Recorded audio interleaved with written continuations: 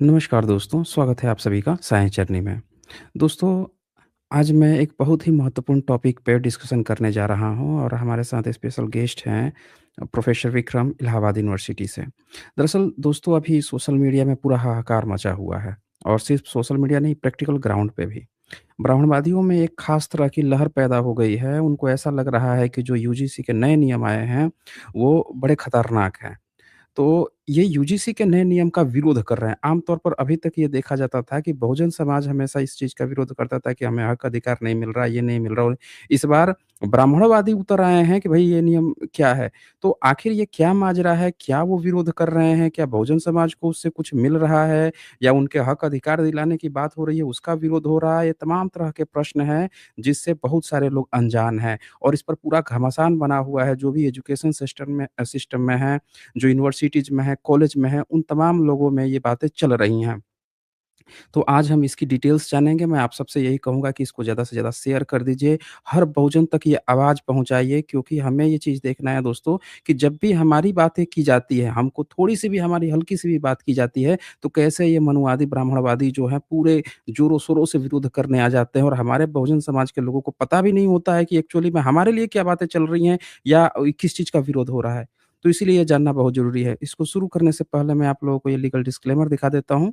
ये legal disclaimer है जैसा कि आप जानते हैं यहाँ पे जो भी बातें होती हैं, जो भी प्रेज़ेंटेशन होती हैं, जो भी डिबेट्स होती हैं, इसका उद्देश्य साइंटिफिक टेम्परामेंट को एनकरेज करना है। जो कोई भी डिबेट करने आते हैं, जो बाहर से जो भी डिबेट करने आते हैं, वो जो भी अपनी बातें रखते हैं, वो उनकी अपनी रिस्पॉन्सिबिलिटीज़ होती है।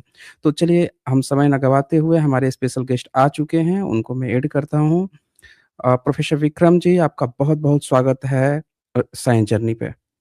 धन्यवाद सबको। क्रांतिकारी जय भीम। जी।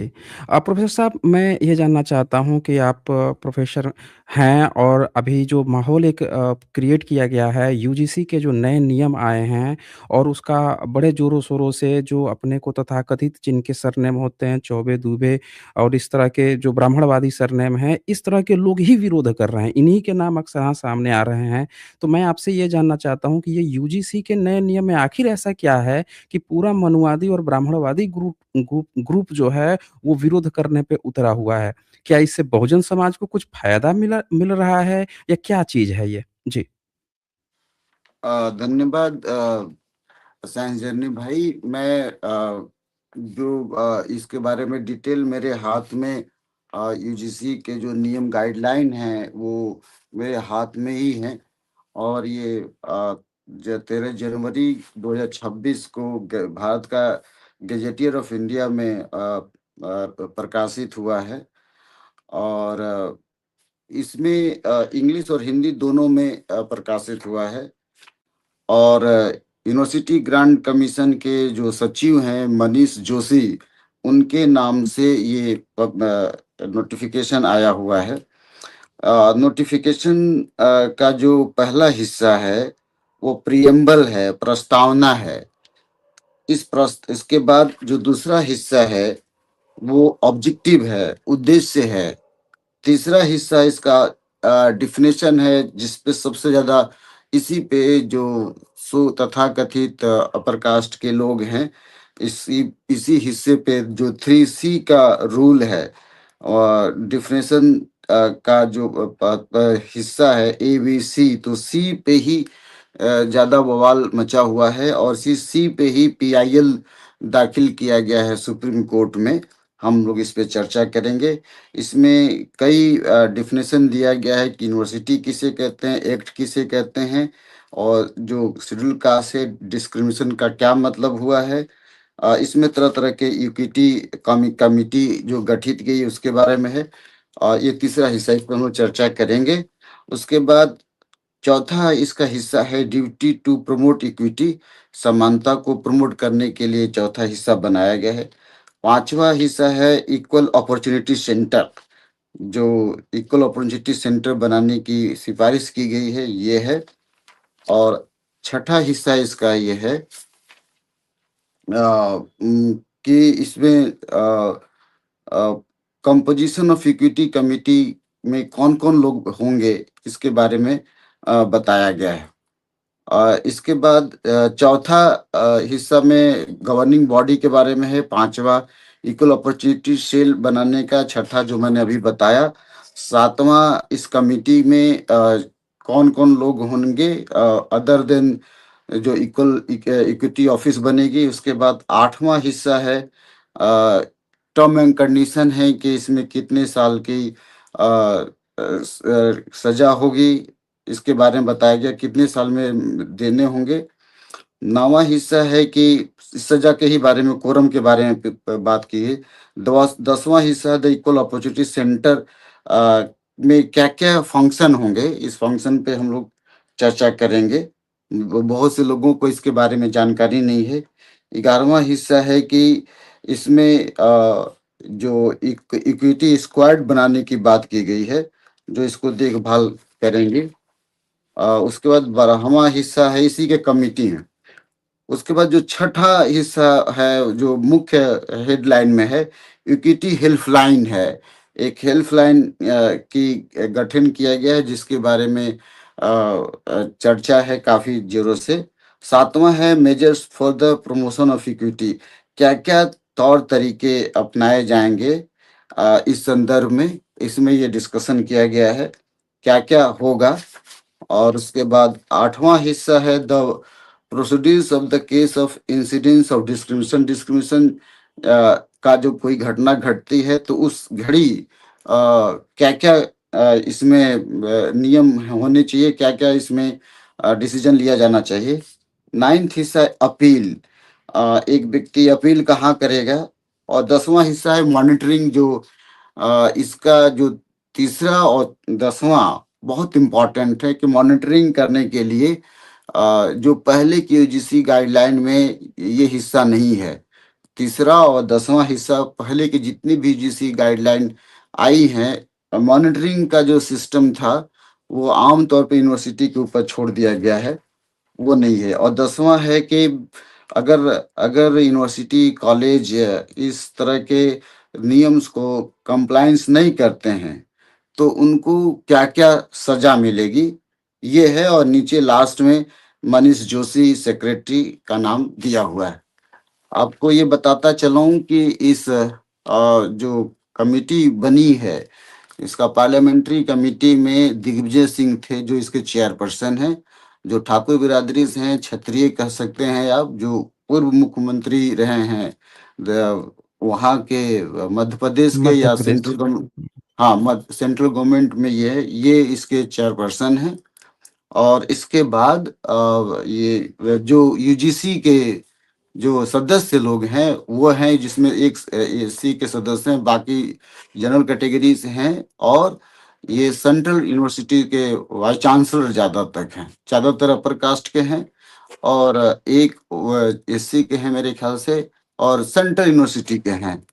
अच्छा, इसके बाद मूक नायक में एक खबर के अनुसार कि इस जो ये आया है, बहुत से लोगों को ये लगता है, मैं बैकग्राउंड में बताना चाहता हूँ, बहुत से लोगों को ये लगता है कि ये प्रधानमंत्री मोदी जी लेकर चले आए हैं, ये जो बहुत कंफ्यूजन है। और बहुत अप्रकाश को लोग इसका जोर शोर से विरोध कर रहे हैं। कुछ हद तक विरोध कर भी सकते हैं। ये इसको लाने का श्रेय सुप्रीम कोर्ट ऑफ इंडिया का प्रेशर है, क्योंकि पहले पार्लियामेंट्री कमेटी के पास गई और सुप्रीम कोर्ट ने यूजीसी ने सुप्रीम पार्लियामेंट्री कमेटी के पास रखा, फिर सुप्रीम कोर्ट में। और सुप्रीम कोर्ट में रोहित वेमुला की मां और पायल तड़वी की मां के पिटीशन पे लगातार इंजेक्शन आते रहे, लगातार गाइडलाइन आते रहे, और सभी गाइडलाइन में कुछ न कुछ कमियां रहती थी।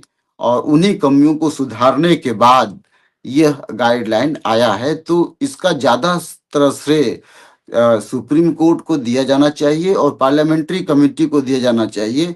आप इसको पार्लियामेंट्री कमेटी को सरकार का हिस्सा मान सकते हैं, कुछ हद तक नहीं भी मान सकते हैं। सुप्रीम कोर्ट ऑफ इंडिया का को आप भारत सरकार का हिस्सा मानते हैं, या क्या मोदी साहब ने सुप्रीम कोर्ट ऑफ इंडिया के चीफ जस्टिस ऑफ इंडिया और जो इनके पहले के जो वर्तमान चीफ जस्टिस हैं सूर्यकांत जी, उनको क्या एडवाइस किया है, नहीं किया है, तो ये इस तरह के मैटर को ये समझ सकते हैं कि ये भारत सरकार का मुद्दा है या सुप्रीम कोर्ट ऑफ इंडिया का मुद्दा है। मेरा मानना है कि अगर सुप्रीम कोर्ट ऑफ इंडिया ना होता और रोहित वेमुला और पायल तडवी का त्याग ना होता, आत्महत्या की घटनाएं ना होती, तो शायद ये इस तरह के जजमेंट नहीं आ पाते। और भी कहानियां हैं, लेकिन जो इसके इमीडिएट रीजन समझ में मुझे आता है वो ये कि पायल तडवी और रोहित वेमुला की वजह से और सुप्रीम कोर्ट पे लगातार प्रेशर की वजह से इस तरह के मुद्दे आए हैं। तो हम बहरहाल उस पर बाद में डिस्कशन करते हैं कि यूनिवर्सिटीज और कॉलेज में किस तरह की घटनाएं घट रही हैं। मैं आपको एक बात और बताते चलता हूं कि इस जजमेंट के पहले, इस पार्लियामेंट्री इस कमिटी के पहले, मैं पर्सनली आपको बता रहा हूं कि मैं जब इलाहाबाद यूनिवर्सिटी में आया तो लगातार इस तरह के मुद्दे को मैं 2019 से ये मुद्दा उठा रहा हूँ। सुबह ही मेरे पास मेरे गांव से कुछ लोगों का फ़ोन आया, मुझे मुबारकबाद दिए कि आपको बहुत बहुत मुबारक हो, क्योंकि आप लोगों के प्रयास से इस तरह का मुद्दा आया है। तो मैं पर्सनली, मेरा प्रयास नहीं है, बहुत लोगों का, लेकिन हालांकि मैंने बहुत जोर शोर से यह मुद्दा उठाया था कि जाति के आधार पर नंबर दिए जाते हैं और इस पे हमें कई इशू को नोटिस भी मिला। इसके बाद मैं एससी कमीशन दिल्ली गया, वहाँ से मुझे इस तरह के माने नोटिस मिले, यूनिवर्सिटी को नोटिस गया था। मैं यह बात 2019 से कह रहा हूँ और इसके पीछे जेएनयू जामिया का अनुभव मेरे पास है। मैं हैदराबाद उस्मानिया यूनिवर्सिटी हैदराबाद में जब तेलंगाना मूवमेंट आंदोलन चल रहा था, तब भी बहुत से बच्चे सुसाइड कर रहे थे। उस घड़ी भी मैं गया था, लोगों से इंटरेक्ट किया था और बचपन से लेकर के अब तक मैंने कई 100 बच्चों से मिला। लगभग सबसे ही, जो बहुजन समाज के बच्चे होते थे, लगभग सबका अपना अपना अलग अलग दुख है इस मुद्दे पे। और सभी लोगों ने मुझे ये बताने की कोशिश किया कि उनके साथ कहीं प्रैक्टिकल में नंबर काट दिया जाता था, जाति देख कर नंबर काट दिया जाता था। ये केवल हायर एजुकेशन की बात नहीं है, प्राइमरी स्कूल से लेकर के बीए तक, टिल बीए तक, इंटरमीडिएट तक लगभग सभी का दर्द है और कोई राज्य इससे बचा नहीं है। ना यूपी बचा है, ना बंगाल बचा है, क्योंकि मेरी प्राइमरी एजुकेशन तो बंगाल में ही हुई है। तो ना बंगाल बचा, ना यूपी बचा, ना झारखंड बचा, नॉर्थ इंडिया नहीं बचा, साउथ इंडिया नहीं बचा। बहुत वाइडली मैंने ट्रैवलिंग किया है, तो सबके अनुभव के आधार पे यह बातें मैं कह रहा हूँ। उसके बाद हमारे पास कई जैसे इसके थ्रोट कमिटी रिपोर्ट है, 2010 की रिपोर्ट है। उस रिपोर्ट, मेरे पास ये रिपोर्ट पूरी रिपोर्ट पड़ी है। इस रिपोर्ट के आधार पे जो ये क्लेम करते हैं, ये रिपोर्ट इसके थ्रोट कमिटी रिपोर्ट है, 77 पेज की रिपोर्ट है। इस सभी रिपोर्टों में all India institute medical science के लिए बनाया गया। फिर हमारे पास मंडल कमीशन का यह रिपोर्ट है। ये मंडल कमीशन का रिपोर्ट है, जिसमें साफ साफ कास्ट की बात कही गई है। तो हम लोग बीच में चर्चा करते करते मंडल कमीशन के रिपोर्ट की बात करेंगे और जातीय जनगणना की भी बात करेंगे, जो वर्तमान समय में चल रहा है। सबसे पहले यूजीसी की बात करते हैं। इसको लाने से पहले, इस नियम को लाने से पहले आखिर ऐसी क्या घटनाएं घटी, यूजीसी को क्यों ऐसे लगने लगा। पायल तडवी के अतिरिक्त की बातें तो, यूजीसी लगातार सुसाइड की बातें चल रही थी। खुद यूजीसी ने सुप्रीम कोर्ट में और supreme court of parliamentary committee को हलफनामा दायर किया। हलफनामा में सभी जो लोग हैं, पूरे भारत के लोग, आपके चैनल के माध्यम से जितने भी लोग देख रहे हैं, सभी, कई बार तो हमारे ही जो ओबीसी के बच्चे हैं, एससी के बच्चे, उनमें बड़ा कंफ्यूजन है। उनको, उनके माइंड को मोबिलाइज कर दिया जाता है कि आपस में लड़ाने का कार्य चल रहा है, क्या चल रहा है। तो उन सभी बच्चों को कहना चाहता हूं कि ये जो रिपोर्ट है, ये मेरी रिपोर्ट नहीं है। ये रिपोर्ट ये यूजीसी का रिपोर्ट है, और जिसको वाइडली द वायर ने, द मुक नायक ने, सभी टाइम्स ऑफ इंडिया ने, हिंदुस्तान टाइम्स ने, एनडीटीवी ने, सभी ने कवर किया और ये बताया है कि ये शासनकाल भी आदरणीय मोदी जी का ही है। 2019 से 2020 के बीच में यूनिवर्सिटीज में जो कास्ट बेस्ड रिपोर्टिंग हुई थी वो 173 रिपोर्टिंग हुई थी 2019 से 2020 के बीच में। उसके बाद 2020 से 2021 में यह 182 कास्ट के इंसिडेंट की रिपोर्टिंग हुई थी। उसके बाद 2021 से 2022 के बीच में 186, 2022 से 2023 के बीच में 241, 2023 से 2024 के बीच में 378। टोटल इन दिनों का जो रिपोर्टिंग है 1160 है। परसेंटेज में 118 पॉइंट बताया गया है कि 118% की जो रिपोर्टिंग बढ़ी है कास्ट इंसिडेंट की। ये यूनिवर्सिटीज में और कॉलेजेस की बात है जिसको खुद यूनिवर्सिटी ग्रांट कमीशन ने माना है। मैं सबसे पहले तो बधाई देना चाहता हूँ यूनिवर्सिटी ग्रांट कमीशन को और इन तमाम लोगों को जो कभी ये मानते ही नहीं थे कि इस देश में यूनिवर्सिटीज में, कॉलेज में जाति की घटनाएं घटती हैं। यूनिवर्सिटी के वाइस चांसलर कभी ये बात नहीं मानते थे कि यूनिवर्सिटीज में घटनाएं घटती हैं और यूनिवर्सिटीज के जो कॉलेजेस हैं, संबद्ध कॉलेज हैं, वो भी कभी नहीं मानते थे कि हमारे यहाँ पे कास्ट की घटनाएं घटती हैं। जबकि सच्चाई ये है कि जो 118% बताया जा रहा है उससे कहीं गुना ज्यादा, मतलब हर पल पे ये घटनाएं घटती हैं, जाति के आधार पे घटनाएं घट रही हैं। हम लोग इस पे चर्चा करेंगे विस्तार से कि कैसे घटनाएं घटती हैं, जिसको पहली बार यूनिवर्सिटी ग्रांट कमीशन ने बड़े खुले शब्दों में माना। इसलिए हम लोग सबसे पहले जो विवाद, देखिए इस पे विवाद की शुरुआत इन लोगों ने कहाँ से शुरू किया है। ये राजपूत समाज है। उसके बाद फॉरवर्ड प्रेस में ये फॉरवर्ड प्रेस में एक लेख छपा है, क्या है, यूजीसी रेगुलेशन जिसका अगड़ी जातियों का विरोध है। मुक नायक ने भी 2-3 लेख इसमें प्रकाशित किए हैं और इसमें जो मैंने डेटा बताया, इस डेटा के साथ इन्होंने बताया है कि इन्होंने अपर कास्ट के लोगों ने, तथाकथित अपर कास्ट के लोगों ने यस फोर नामक एक संगठन का गठन किया है। संगठन यस फोर का मतलब हुआ है सवर्ण फोर। सवर्ण फोर में इसमें जयपुर में करणी सेना एक है, दूसरा ब्राह्मण महासभा है, दूसरा कायस्थ महासभा है और तीसरा वैश्य संगठन। ये 4 लोगों ने मिलकर के सवर्ण समाज समन्वय समिति का गठन किया है। इनके बैनर तले इसका विरोध किया जा रहा है, लगातार विरोध किया जा रहा है। इसमें स्वामी आनंद स्वरूप हैं, इन्होंने कहा कि आज यदि सवर्ण समाज के लोग एकजुट नहीं हुए तो पतन निश्चित होगा और यदि एक हो गए तो घनानंद का विनाश हो जाएगा। इस तरह के तर्क दे रहे हैं। राजपूत समाज ने बकायदा एक मैंने पोस्टर ही जारी किया है कि किन किन मुद्दों पे इसका विरोध होगा। ये दिल्ली के रहने वाले हैं मनोज तिवारी, मतलब भोजपुरी गायक हैं, दिल्ली से, दिल्ली के राज्य के भाजपा अध्यक्ष थे। उनके ट्वीट से भी कई ट्वीट प्रकाशित हो रहे हैं। उसके बाद भाजपा के ही कई बड़े नेता इसका विरोध कर रहे हैं।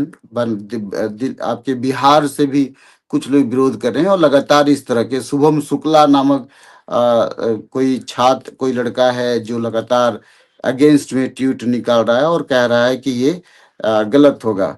आप एक बार ध्यान दीजिए, विरोध करने वालों में ज्यादातर जो ब्राह्मण समाज के तथाकथित ही लोग हैं। ब्राह्मणवादी। हाँ, हाँ, तथाकथित ये लोग ज्यादा लोग शामिल हैं और कायस्थ को और कुछ लोगों को, करणी सेना को आगे कर रहे हैं। मैं इन पे बहस करूंगा कि ब्राह्मण समाज के लोगों ने तो कायस्थ को भी शूद्र समझा है। जय आपका चंद्र से इनको स्मृति में लिखा हुआ है, साफ-साफ लिखा हाँ, है। साफ साफ लिखा है। सुभाष चंद्र बोस को, राजेंद्र प्रसाद को इन्होंने शूद्र ही समझा। तो जो कायस्थ समाज के लोग मेरी बात सुन रहे हैं वो कान खोलकर सुन लें कि वो अपने आप को अपर कास्ट न समझें, वो अपने आप को शुद्ध समझें। इन्हीं के मनुस्मृति में, इन्हीं के पुराणों में आपके खिलाफ बातें लिखी गई है। और राजपूत समाज जो करनी सेना बना के घूम रहे हैं, उनको भी ये कान खोल कर सुन लेना चाहिए कि आपका भी रिप्रेजेंटेशन हमेशा से अपमानजनक ही हिस्ट्री में रहा सुप्रीम है। कोर्ट में जज नहीं बन पाए अभी तक। हाँ, नहीं बन पाए। सुप्रीम और ये कोर्ट में। सब ब्राह्मण, हुँ, हाँ, तो ये आपके कलई खोलने के लिए काफी है। और आपके राजेंद्र प्रसाद को तो पैर धुलना पड़ा ब्राह्मणों का, हुँ, तब हुँ। जाके ब्राह्मणों ने दिया। विवेकानंद को भी ब्राह्मण समाज ने बहिष्कृत ही कोई किया था एक तरह से। बहिष्कृत किया शूद्र ही समझा शिकागो। था। हाँ, हुँ, तो हुँ। ये जो आप लोग, मैं इसलिए कह रहा हूँ कि जब मंडल कमीशन का विरोध हुआ था, तो उस वक्त भी ओबीसी समाज से बहुत से लोग कूद गए कि अरे हमारे खिलाफ हो रहा है। और जिन लोगों ने अपनी जान दी और जिन लोगों ने सब कुछ किया, उसमें ज्यादातर लोगों को अब समझ में आ रहा है कि तो हमारे पक्ष में था, हम ही भड़क करके चले गए, उनके बहकाव में आ गए। तो बहका कौन रहा था? ब्राह्मण समाज भड़का रहा था। तो ब्राह्मण समाज तो पर्दे के पीछे से खेल खेलता है और उनको समझ में नहीं आता, और लाइफ अच्छा, लॉन्ग उन्होंने ये जी। जो नियम है इसमें ओबीसी, एससी, एसटी के सपोर्ट में है ये नियम। हाँ, हाँ, तो ये मैं उसी चर्चा कर रहा हूँ। पहले आपको ये डिफिनेशन जो जो अ, जिसका सबसे ज्यादा ये लोग विरोध कर रहे हैं वो है, देखिए 3 नंबर डिफिनेशन में सी नंबर है। ये कह रहे हैं कि कास्ट बेस्ड डिस्क्रिमिनेशन मींस, जो डिफिनेशन दिया है, discrimination only on the basis of caste और tribe against the member of scheduled caste, scheduled tribes and other backward classes. इस पे इनका सबसे बड़ा ऑब्जेक्शन ये कह रहे हैं कि बैकवर्ड क्लास को क्यों जोड़ा गया है। अपर कास्ट का सबसे बड़ा इल्जाम है कि बैकवर्ड क्लास को क्यों जोड़ा गया है, क्योंकि बैकवर्ड क्लास भी तो जातिगत भेदभाव करता है एससी एसटी से, ऐसा इनका कहा जाता है। तो मैं फॉर द काइंड इंफॉर्मेशन इनको बताना चाहता हूं कि जातिगत भेदभाव कोई भी करेगा, उसके खिलाफ दंड दिया जाएगा, जैसे हर जगहों पे इसका प्रावधान है।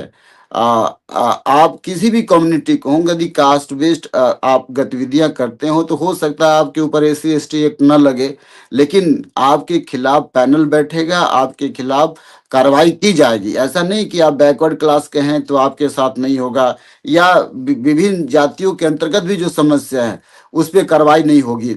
इसके लिए बाकायदा टूल बने हैं, पहले भी बने थे, आज भी बने हैं। तो ये जो आरोप लगाया जा रहा है और बैकवर्ड क्लास के नाम पे भड़काया जा रहा है अपर कास्ट के द्वारा, वो गलत किया जा रहा है। और इन्होंने सुप्रीम कोर्ट में हलफनामा भी इसी मुद्दे पे दिया कि बैकवर्ड क्लास का नाम क्यों आया है।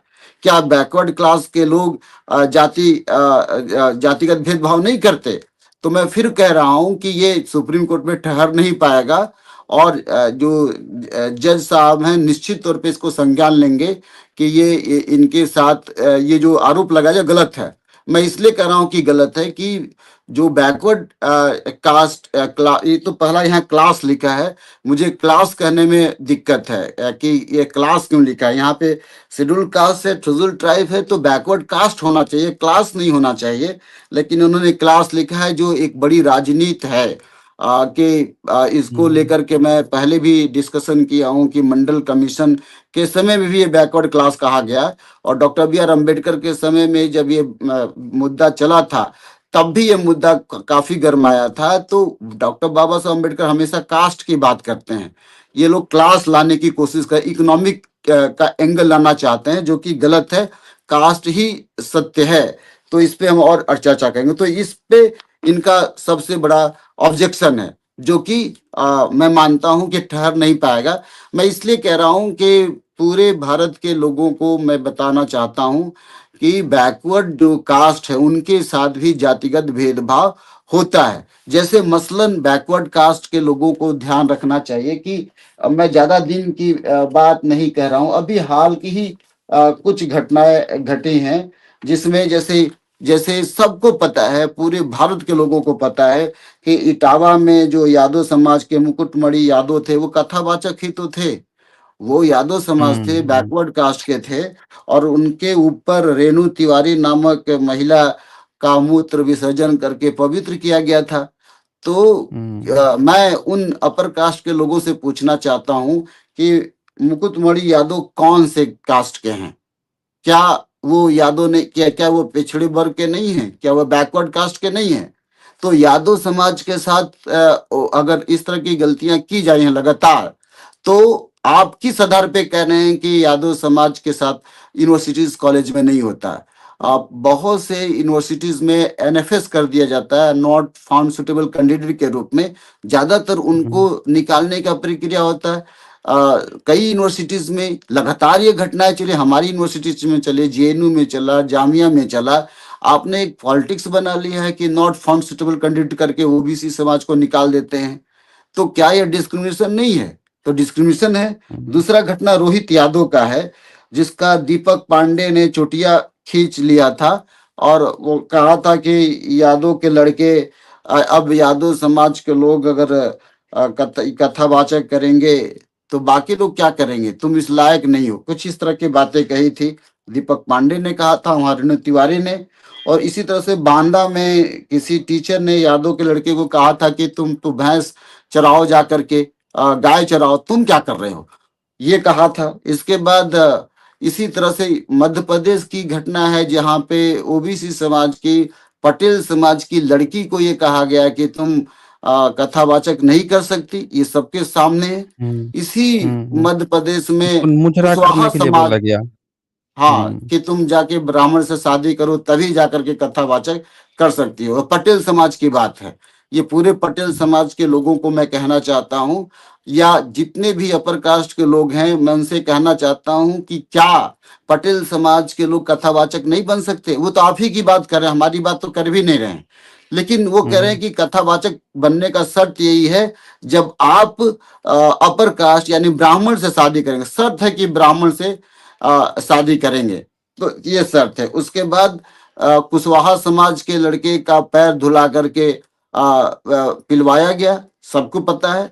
तो ये जो ओबीसी समाज के लोग हैं, तो मैं ये कहना चाहता हूँ, क्या इनके साथ कास्ट का डिस्क्रिमिनेशन नहीं हो रहा है? यूनिवर्सिटीज में ओबीसी समाज के कास्ट का डिस्क्रिमिनेशन हो रहा है।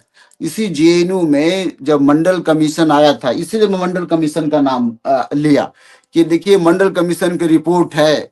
इस मंडल कमीशन की रिपोर्ट, जाति जनगणना तो बाद के सवाल है, पहले मंडल कमीशन के रिपोर्ट में बीपी मंडल साहब ने ये साफ साफ कहा है कि इसमें अगर ये, मुझे तो लगता है कि हर ओबीसी समाज के लोगों को मंडल कमीशन का रिपोर्ट अपने घर में रखना चाहिए।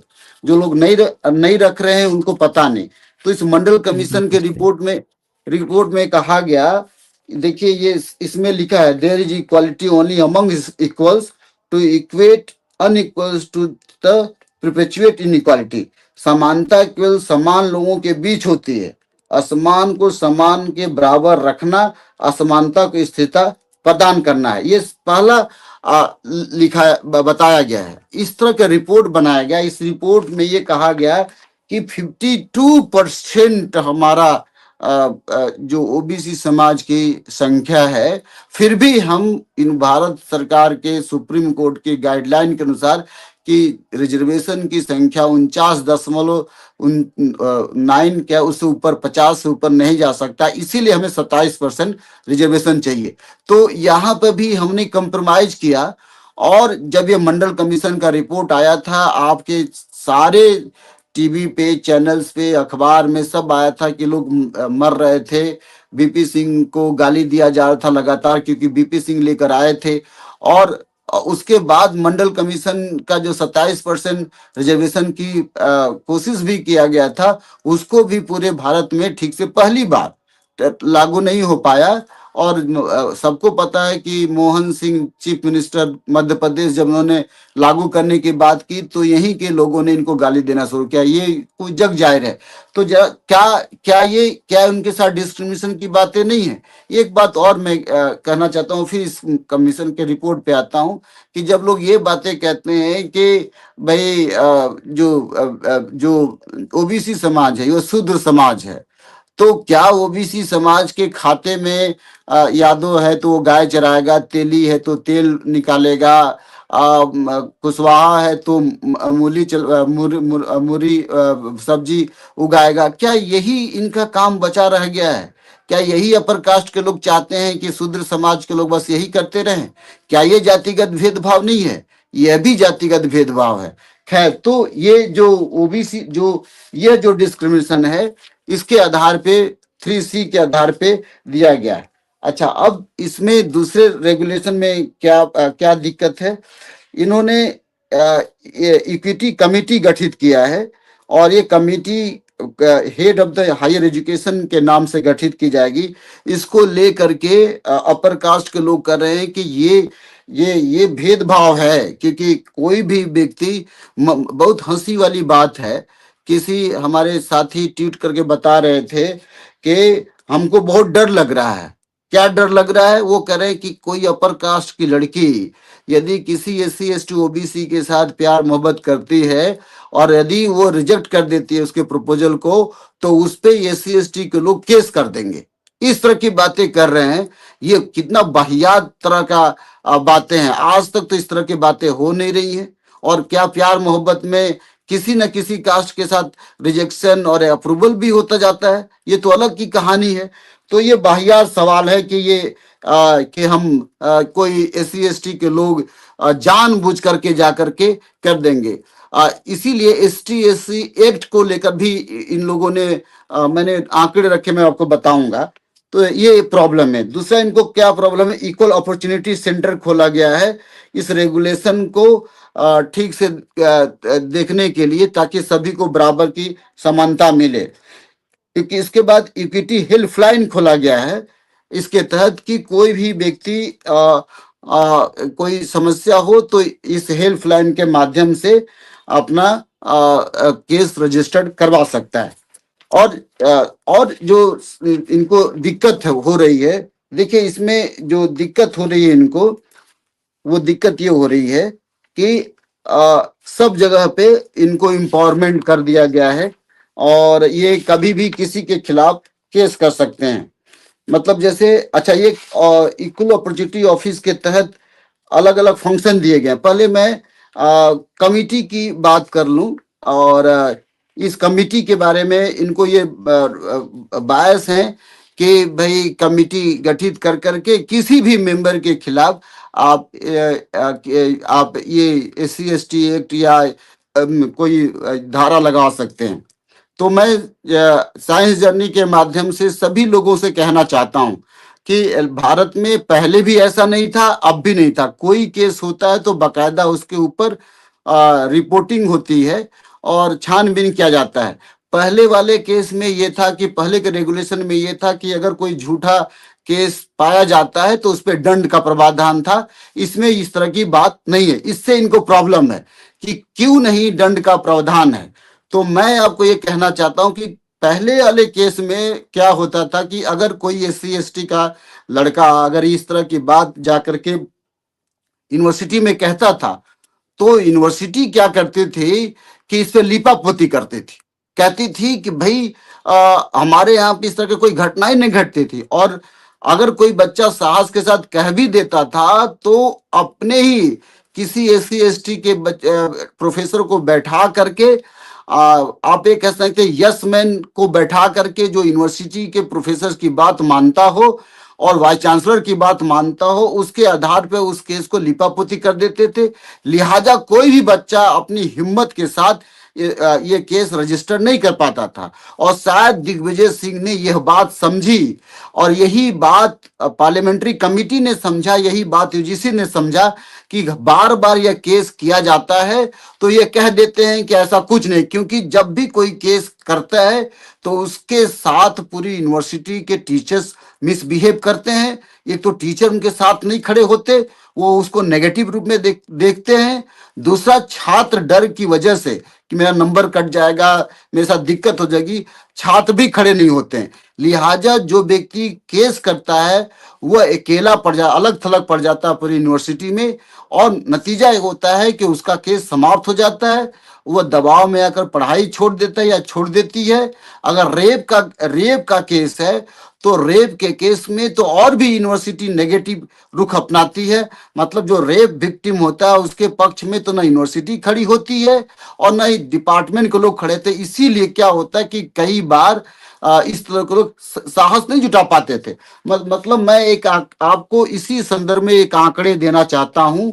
ये आंकड़े इस रूप में है, देखिए कि किस आधार पे जो SC ST एक्ट होता था, उस एक्ट में देखिए कुल मामले हमारे पास 3 में से जो कन्विक्टेड रेट है वो मात्र 1 होता है। माने 3 अगर मामला हुआ तो 1 मामले में ही व्यक्ति को कन्विक्ट किया जाता था, और जो कुल मामले होते थे 4703 22 में FIR दर्ज किया गया, और ST के लिए 3329 FIR दर्ज किया गया SC ST एक्ट के मामले में। और इस मामले में क्या होता था कि कन्विक्टेड रेट हमेशा गैप होता था।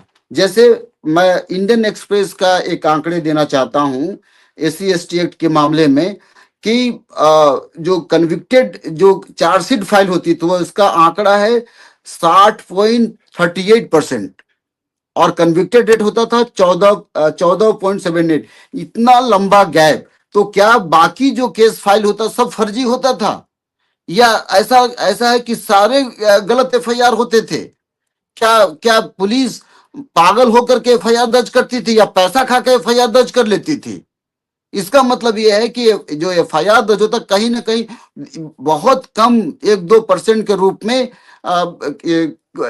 फर्जी हो सकता था, लेकिन ज्यादा तो फर्जी नहीं होते थे।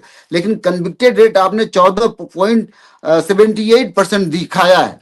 अब मैं तो कह रहा हूं कि हर बात पे आप चमड़ा कह देते हो, तेली तमोली कह देते हो, जातिगत उपहास उड़ाते हो। हर बात पे SC ST एक्ट लग सकता है, हर यूनिवर्सिटी में इस तरह की बातें हैं, हर जगह पे बातें हैं। तो आपने इस तरह की बातें कह दी। मैं ऐसे कई जगह पे जानता हूं। इस जो हमारे पास ये जो UGC का रेगुलेशन है, इसमें अच्छी बात यह है कि पहली बार टीचर्स और नॉन टीचिंग स्टाफ को इसमें शामिल किया गया है। इससे पहले के रेगुलेशन में नॉन टीचिंग स्टाफ को और आपके टीचर्स को शामिल नहीं किया गया था। जबकि पूरे भारत में टीचर्स के साथ जो थोड़ा बोलता है उसके खिलाफ कितने FIR हैं। हमारे सामने रितु का एग्जाम्पल है, दिल्ली यूनिवर्सिटी की प्रोफेसर, जिनको निकाल दिया गया। लक्ष्मण यादव का एग्जाम्पल है, उनको निकाल दिया गया। रतन लाल सर का एग्जाम्पल है, उनके ऊपर FIR दर्ज हुआ। MNIT इलाहाबाद MNIT के एक प्रोफेसर है, उनके ऊपर सस्पेंड कर दिया गया। वो वर्चुअली पागल हो गए थे, बच्चों ने आंदोलन न किया होता तो उनका सस्पेंशन वापस नहीं होता।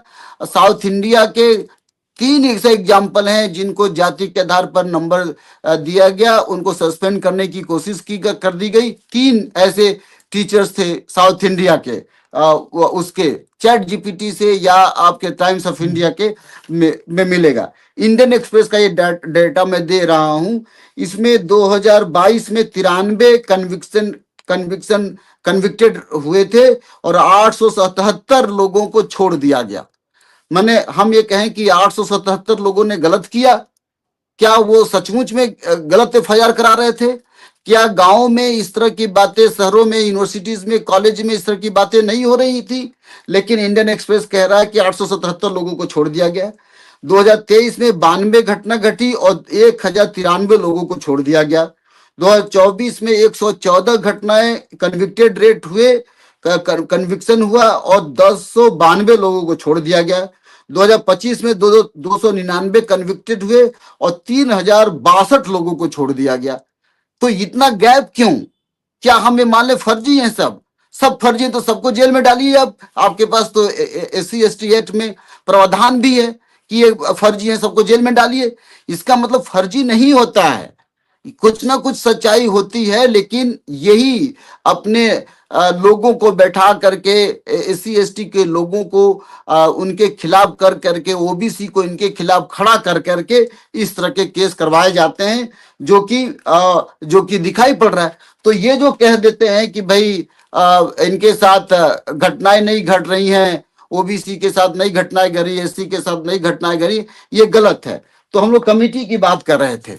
अब देखिए, पहले पहले कमिटी पहले भी इस तरह की बात थी, इसमें भी मुझे डाउट है। डाउट किस लिए है कि कमिटी कैसे बन रही है। देखिए, पहला है, the head of the institution shall be ex officio chairperson. जो कमिटी, इक्विटी कमिटी बनेगी, उसका चेयरपर्सन जो होगा वो यूनिवर्सिटी का हेड होगा। तो हेड का मतलब, हेड इसके परिभाषा के अनुसार वाइस चांसलर होगा और कॉलेज में प्रिंसिपल होगा। यदि हम आंकड़े से बात करें तो 45 सेंट्रल यूनिवर्सिटीज में एक एससी का वाइस चांसलर है, एक एसटी का वाइस चांसलर है, 5 ओबीसी के वाइस चांसलर हैं। तो ये इतने लोग हैं। इसका मतलब है कि पूरी यूनिवर्सिटी में जब कमेटी बनती है तो उसका पदेन अध्यक्ष चेयरपर्सन होगा और अपर कास्ट का वाइस चांसलर होगा। तो जब अपर कास्ट का वाइस चांसलर होगा, यह भी यूजीसी को ध्यान में रखने की जरूरत है। मुझे लगता है कि यूजीसी ने इस पे ठीक काम नहीं किया है कि जो हेड बन रहा है इस पे भी सोचने की जरूरत है, क्योंकि वाइस चांसलर अपर कास्ट का बन रहा है तो वो तो कहेगा कि जैसे अभी तक कहते आ रहे हैं कि भाई कोई घटनाएं नहीं घट रही हैं, तो आप कह देंगे, क्योंकि एनएफएस कौन लाता है, नॉट फाउंड सुटेबल कैटेगरी कौन लाता है, ये वाइस चांसलर आता है, ये हेड ऑफ द इंस्टीट्यूशन लाता है, यानी ये जो प्रिंसिपल वो लेके आता है। तो इसका मतलब है कि यहाँ पे अभी भी संभावना बना हुआ है कि जो वाइस चांसलर हैं इस पे मैनिपुलेट कर सकते हैं। फिर भी यह उन दूसरे कमिटियों से अच्छा। दूसरा इन्होंने लिखा है कि 3 professor senior faculty member of the HEI as member.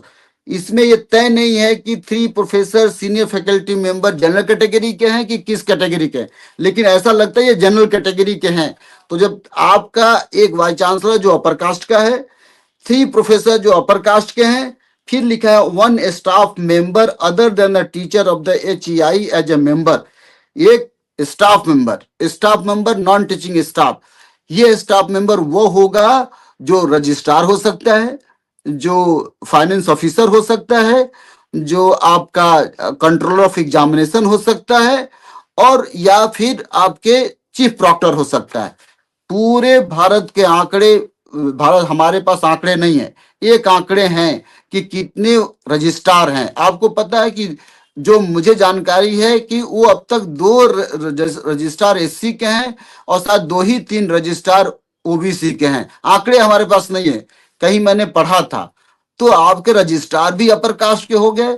कितने फाइनेंस ऑफिसर यूनिवर्सिटीज के हैं जो जनरल कैटेगरी से हैं, जो एससी कैटेगरी से, ओबीसी कैटेगरी से हैं। आपको वो भी आपको नहीं मिलेंगे, रेयर मिलेंगे कि जो आपके जो एससी एसटी ओबीसी कैटेगरी से होंगे। कितने प्रॉक्टर होंगे जो एससी कैटेगरी से होंगे, जो ओबीसी कैटेगरी से होंगे, और कितने जनरल कैटेगरी से।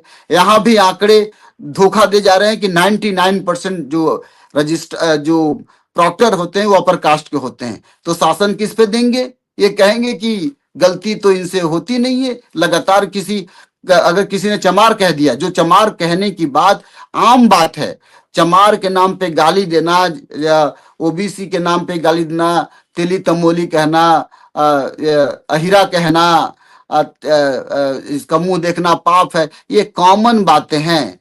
चोरी चमारी करना बहुत कॉमन बात है। बहुत हर व्यक्ति, हर दूसरा तीसरा व्यक्ति, एक आंकड़े कहते हैं कि हर चौथा व्यक्ति जाति को मानता है।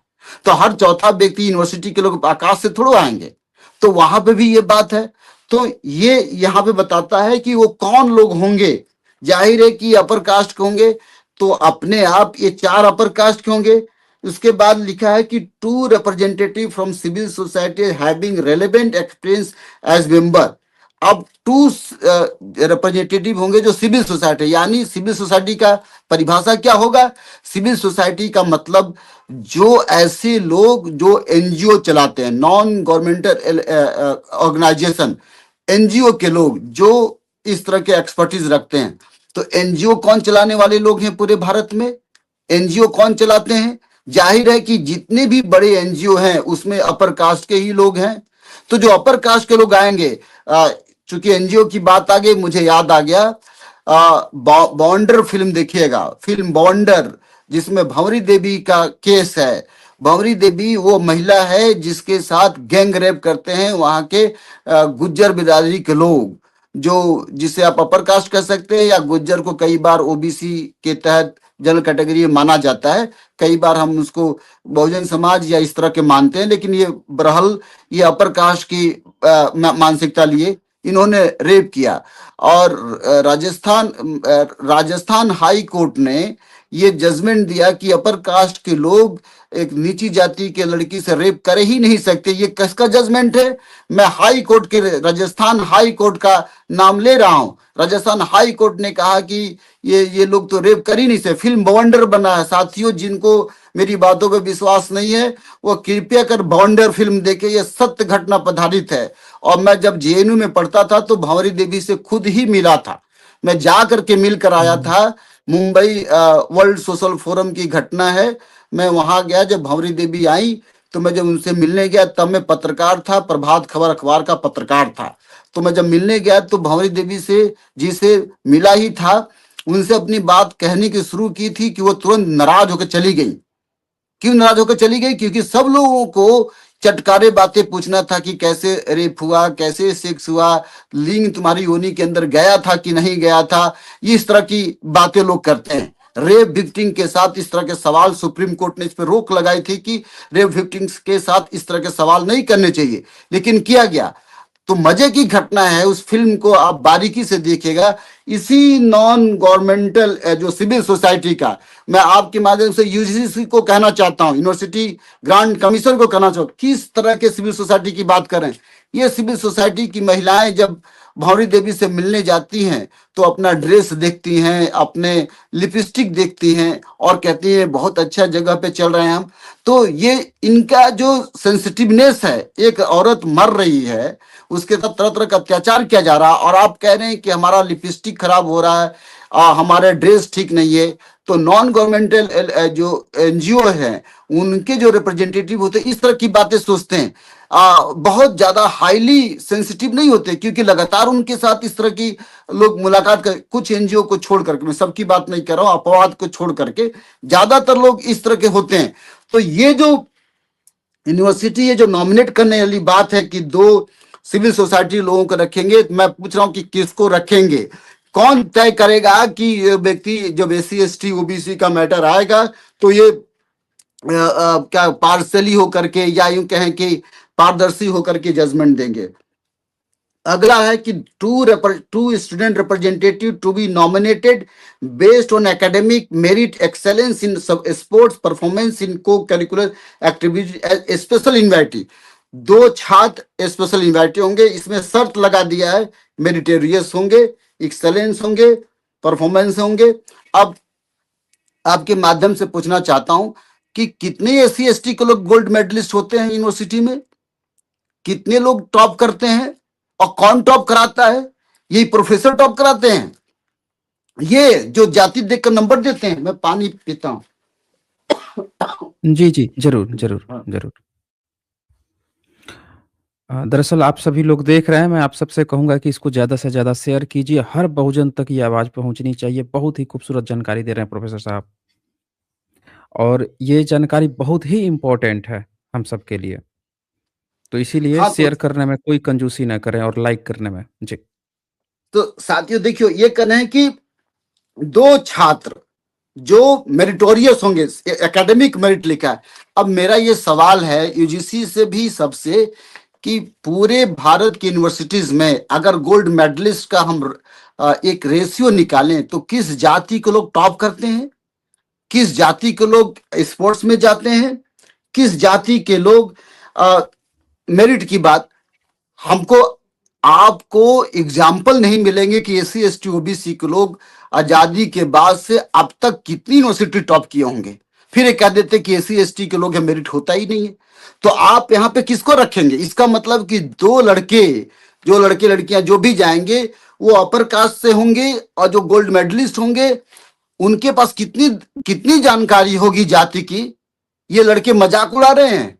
ये जो बच्चे आजकल धरना प्रदर्शन दे रहे हैं उनको बताएं, वो हमारी तय करेंगे कि विक्रम के साथ जातिगत भेदभाव हो रहा है कि नहीं।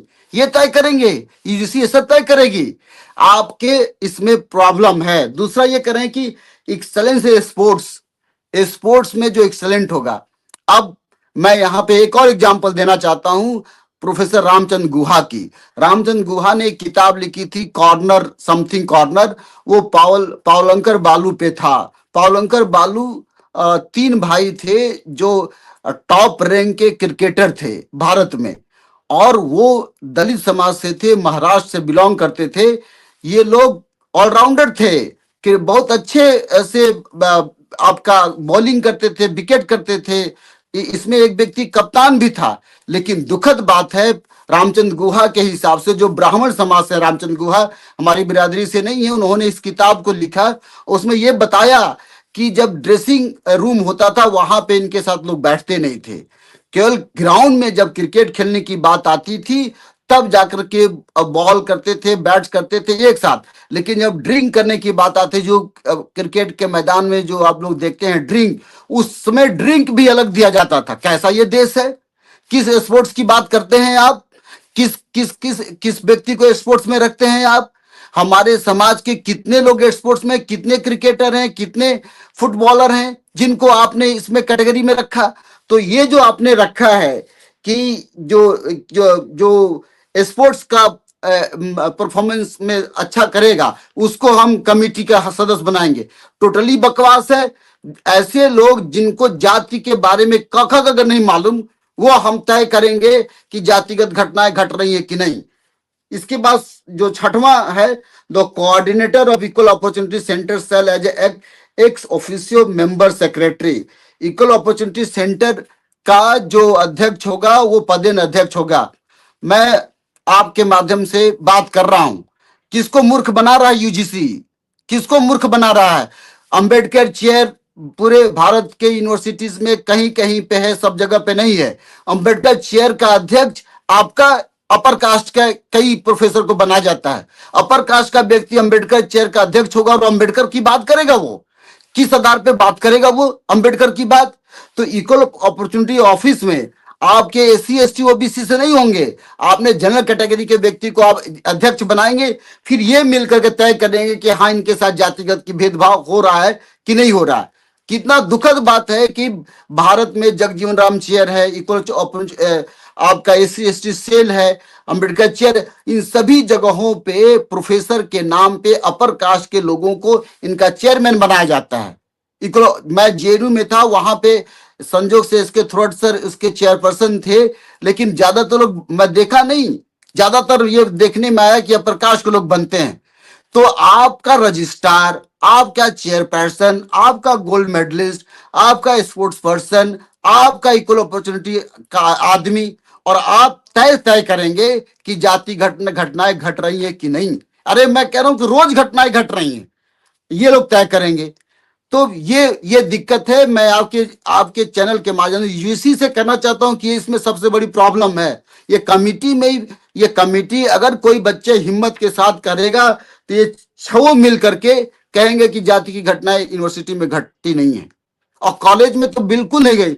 सेंट्रल गवर्नमेंट में तो आप बोल भी सकते हैं कि हाँ सेंट्रल गवर्नमेंट, मैं सेंट्रल गवर्नमेंट में अपनी आवाज उठा रहा हूं, लेकिन कॉलेज में, पूरे यूनिवर्सिटीज के कॉलेजेस में इतना ज्यादा जातिवाद की घटनाएं घटती हैं जो दिखाई नहीं पड़ता है। वो कहता ना कास्ट ऑफ माइंड है, ये जाति की घटनाएं अब फिजिकल नहीं दिखाई पड़ती हैं। अंगूठा काट और द्रोणाचार्य हर जगह पे बैठे पड़े हैं, जो अंगूठा कटवाने के लिए बैठे हैं, वो दिखाई नहीं पड़ता है। इसके थोड़ा कमिटी में इस तरह की बातें की गई, हम चर्चा करेंगे उसकी बात। इसके बाद जो ये अच्छी बात यह है कि इन्होंने 7वां पॉइंट लिखा है, the committee must have representative of other backward class, person with disability, schedule caste, schedule tribes and women. इस कमिटी में एक ओबीसी होगा, एक विकलांग होगा, एक शेड्यूल कास्ट होगा, एक शेड्यूल ट्राइब होगी, एक महिला होगी। अब मैं यहाँ पे फिर एक सवाल कहना चाहता हूं, जो पहले भी मैंने कहा कि अदर बैकवर्ड क्लास कैसा, क्या विक्रम जैसे व्यक्ति को कमिटी में रखा जाएगा, या ऐसे प्रोफेसर को रख दिया जाएगा जो कह देगा yes ma'am, yes sir, you are right, आप जो कह रहे हैं कि हाँ तो जातिगत घटना है ही नहीं, ये तो गरीबी अमीरी की बात है, इस तरह से कहकर टरका दिया जाएगा। विकलांग किसको रखेंगे आप? ऐसे विकलांग को रखेंगे जो मेरे ख्याल से शायद डॉक्टर विक्रम जी शायद डिस्कनेक्ट हो गए हैं। हाँ। इन्होंने काफ़ी अच्छी जानकारी दी है और काफ़ी वो पॉइंट बता रहे हैं जो अभी तक सामने नहीं आया है। तो देखिए, इनका लाइव चलते हुए ही स्क्रीन को ब्लैंक कर दिया गया। इस तरह की प्रॉब्लम नहीं आनी चाहिए। और साउंड वीडियो चला गया है। अ, आप लोग वेट करें और जल्द ही वो जुड़ेंगे। ये बहुत ही गूढ़ जानकारी है दोस्तों। अभी तक आपने देखा है कि सारे न्यूज़ मीडिया हर जगह पे, सोशल मीडिया पे ये लोग सिर्फ़ विरोध कर रहे हैं, विरोध कर रहे हैं। विरोध का क्या कारण है इनका? इनका ये कहना है कि एससी, एसटी के साथ ओबीसी को क्यों डाल दिया गया कि भैया ये इनके साथ भी भेदभाव होता है। मतलब इनको अब इस बात का डर आ गया है कि ओबीसी अगर एससी, एसटी के साथ भी उसके साथ जो भेदभाव ये लोग बड़े आसानी से कर लेते थे और कोई आवाज़ नहीं उठता था। और फिर भी वो उनके चेले-चपाटे के हाँ, हम भी तो जनरल में ही हैं, उन्हीं के साथ हैं, घूम रहे थे। इस बात का इनको सबसे बड़ा डर है। तो ये स हाँ, हाँ, आ गए हैं। जी। हाँ, तो मैं ये कह रहा था कि ये जो ये इसमें अच्छी बात ये है, लेकिन सवाल ये है कि किसको आप, जैसे अदर बैकवर्ड क्लास है, person with disability, schedule caste, schedule tribes and woman. मैं फिर कह रहा हूँ, मैं कहना चाहता हूं कि ज्यादातर ये ऐसे लोगों को रखते हैं जो यस मैन के रूप में होते हैं, और एज ए रिजल्ट होता है कि कई बार आपका प्रोफेसर, मैं एक यूनिवर्सिटी की बात कर रहा हूं जहां पे एक प्रोफेसर को जानबूझ के वाइस चांसलर रखते हैं, ताकि एससी के प्रोफेसर है, जानबूझ कर रखा जाता है ताकि वो जो वाइस चांसलर के पक्ष की ही बात करें, और हमेशा वो वाइस चांसलर के पक्ष की ही बात करते हैं। तो क्या होता है कि जो विपक्ष का व्यक्ति होता है, जो जो व्यक्ति विक्टिम होता है, वो अपनी बात ठीक से कह नहीं पाता, एज अ रिजल्ट कि केस डाइल्यूट हो जाता है। यह एक बहुत गंभीर समस्या है। इसको यूजीसी कैसे सॉल्व करेगी, ये एक देखने वाली बात है। अच्छा, इसके बाद मैं फंक्शन की बात कर रहा हूं।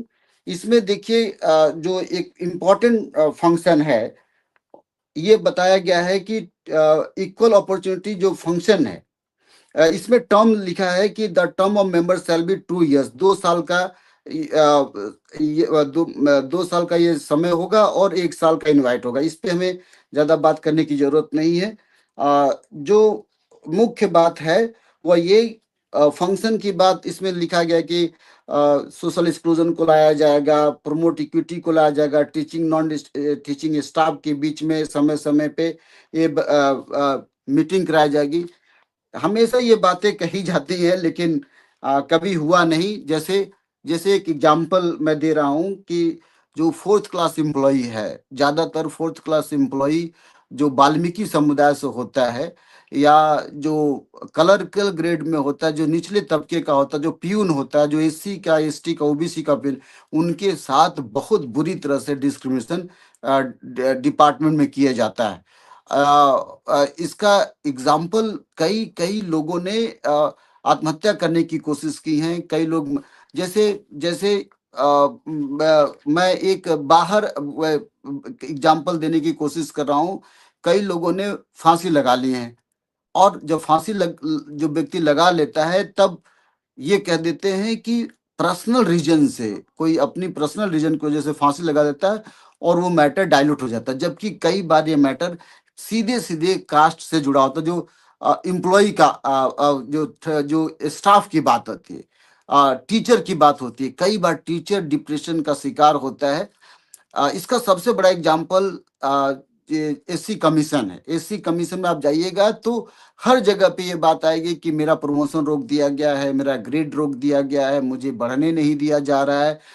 मेरे डिपार्टमेंट के में पूरी यूनिवर्सिटीज में हर जगह पे सीनियर जूनियर को लेकर के एक लिटिगेशन लगा, supreme court, high court, SC commission में लगा। मैं यूजीसी चेयरमैन से ये कहना चाहता हूं कि ये जितनी भी डिपार्टमेंटल लिटिगेशन है, यदि इनका इंक्वायरी सेटअप किया जाए तो आपको पता चलेगा कि इसमें भी कम से कम 75%, 25% से अलग अलग जगहों पर रेशियो है, इसमें भी जाति का मसला आएगा कि यहाँ पे भी जात देख करके प्रमोशन की बात होती है, हेड बनाने की बात। जैसे दिल्ली यूनिवर्सिटी के प्रोफेसर थे, प्रोफेसर मोहनदास नेमिस राय। मोहनदास नेमिस राय को इसलिए लोग मुझे बताते हैं वहाँ हेड बनने से इसलिए रोक दिया गया क्योंकि वो दलित समाज से थे। वहां पे बहुत लड़ाई झगड़े के बाद प्रोफेसर मोहनदास नेमिस राय सर को दिल्ली यूनिवर्सिटी का हिंदी डिपार्टमेंट का एचओडी बनाया गया। बनारस हिंदू यूनिवर्सिटी में प्रोफेसर एमपी अहिरवार सर हैं, जो एंशिएंट हिस्ट्री डिपार्टमेंट के वर्तमान में हेड हैं।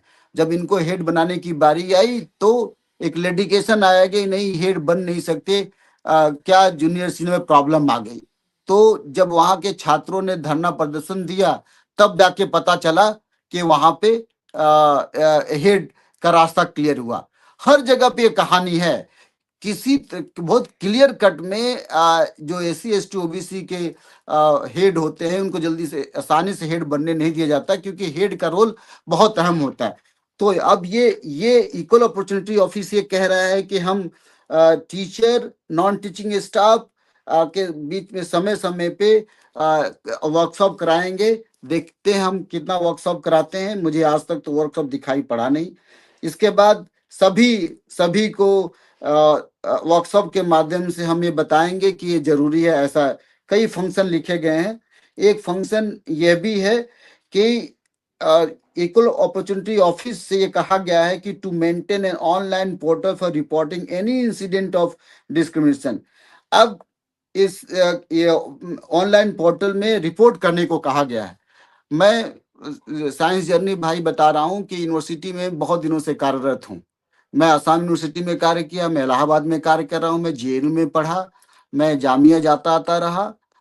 सभी जगह पे इस तरह की बात होती है, लेकिन कभी एससी एसटी सेल जो वहां का है रिपोर्ट नहीं करता है कि जाति की घटनाएं घट रही हैं। लगातार कैंपसेस हुँ। में लोग फांसी लगा रहे हैं। आईआईटी मुंबई एक रिपोर्ट, आईआईटी मुंबई का रिपोर्ट बताया गया कि 93% बच्चे रिपोर्ट करते हैं। मैं आपको इसी तरह रिपोर्ट, एक रिपोर्ट इसके थोड़ा कमेटी का रिपोर्ट आपको हम बता दें, वो बताना जरूरी है कि क्यों क्यों ये जरूरी है। ये देखिए, ये जो ये बताया गया है इसके थ्रोट कमेटी का रिपोर्ट में कि देखिए ये अब ये कह रहे हैं कि ये कभी जो इंटरेक्शन करने की बात यूजीसी कर रही है, इसके थ्रोट कमेटी ये कहती है कि 69% एससी एसटी स्टूडेंट ये रिपोर्ट करते हैं कि उनसे दूसरे टीचर जो अदर टीचर है उनसे ठीक से बात इंटरेक्ट करना पसंद नहीं करते। 69% ये बात बताते हैं। 75% ये बताते हैं कि किसी न किसी रूप में टीचिंग सेशन के दौरान उनके साथ डिस्क्रिमिनेशन होता है। ये इसके थर्ड कमिटी रिपोर्ट बता रही है। 76% स्टूडेंट बताते हैं कि जो थ्योरी का पेपर है उसमें अलग अलग सवाल और कठिन सवाल पूछते हैं। कहते हैं कि 88% बच्चे बताते हैं कि उनको कम मार्क्स मिलता है। केवल 20% बच्चे बताते हैं कि उनसे उनके आंसर पे फीडबैक लिया जाता है। 84% बच्चे बताते हैं कि इनको वाइवा वोसा में अनफेयर होता है, इंटरव्यू के दौरान अनफेयर बिहेव किया जाता है। 84% और 85% बच्चे बताते हैं कि 85% बच्चे बताते हैं कि एग्जामिनर जो आते हैं उनसे ठीक से बात नहीं करते, एससी के बच्चों के साथ ठीक से बात नहीं करते हैं as compare with the higher student, higher caste student. 40% बच्चे मेंशन करते हैं, 40% बच्चे बताते हैं कि उनसे वो डिफिकल्ट सवाल करते हैं और जनरल कैटेगरी के बच्चे से हल्के सवाल करते हैं।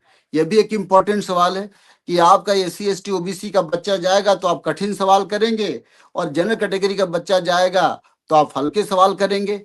मजाक में किसी ने हमसे किसी ने मजाक में ही कहा था कि इंटरव्यू में किसी छात्र ने इंटरव्यू, मजाक की बात है, कहा था कि आगरा कहाँ है, तो लड़के ने कहा कि मैं बोल दूंगा आगरा, कि ताजमहल आगरा में है, तो आप मुझे, ताजमहल आगरा में है तो आप मुझे पूरा मार्क्स देंगे, ताजमहल कानपुर में है। तो इसका मतलब कि हर जगह पे बात है, जो कि इसके थोड़ा कमिटी कहती है कि बच्चे कहते हैं कि 88% बच्चे कहते हैं कि वो कम मार्क्स पाते हैं, और 85% बच्चे कहते हैं कि उनको ठीक से समय नहीं दिया जाता, और 40% बच्चे बोलते हैं कि उनसे डिफिकल्ट सवाल पूछा जाता है। 75% बच्चे कहते हैं कि एग्जामिनर, 75% बच्चे कहते हैं कि एग्जामिनर उनसे जाति का सवाल पूछते हैं कि किस, क्या बैकग्राउंड है, मतलब जैसे कि आपका नाम क्या है, तो विक्रम बताया, तो पूरा नाम क्या है, तो विक्रम हरिजन बताया, अच्छा मैं जाति नहीं मानता। तो अपर कास्ट के बच्चे तो अपनी टाइटल लिख देते हैं। यूजीसी से कहना चाहता हूं कि अपर कास्ट के जो टाइटल लिख कर आसानी से, त्रिपाठी, शुक्ला, तिवारी, हर उनका क्या नाम है, त्रिपाठी, क्या नाम है, संजय त्रिपाठी, क्या नाम है, संजय शुक्ला।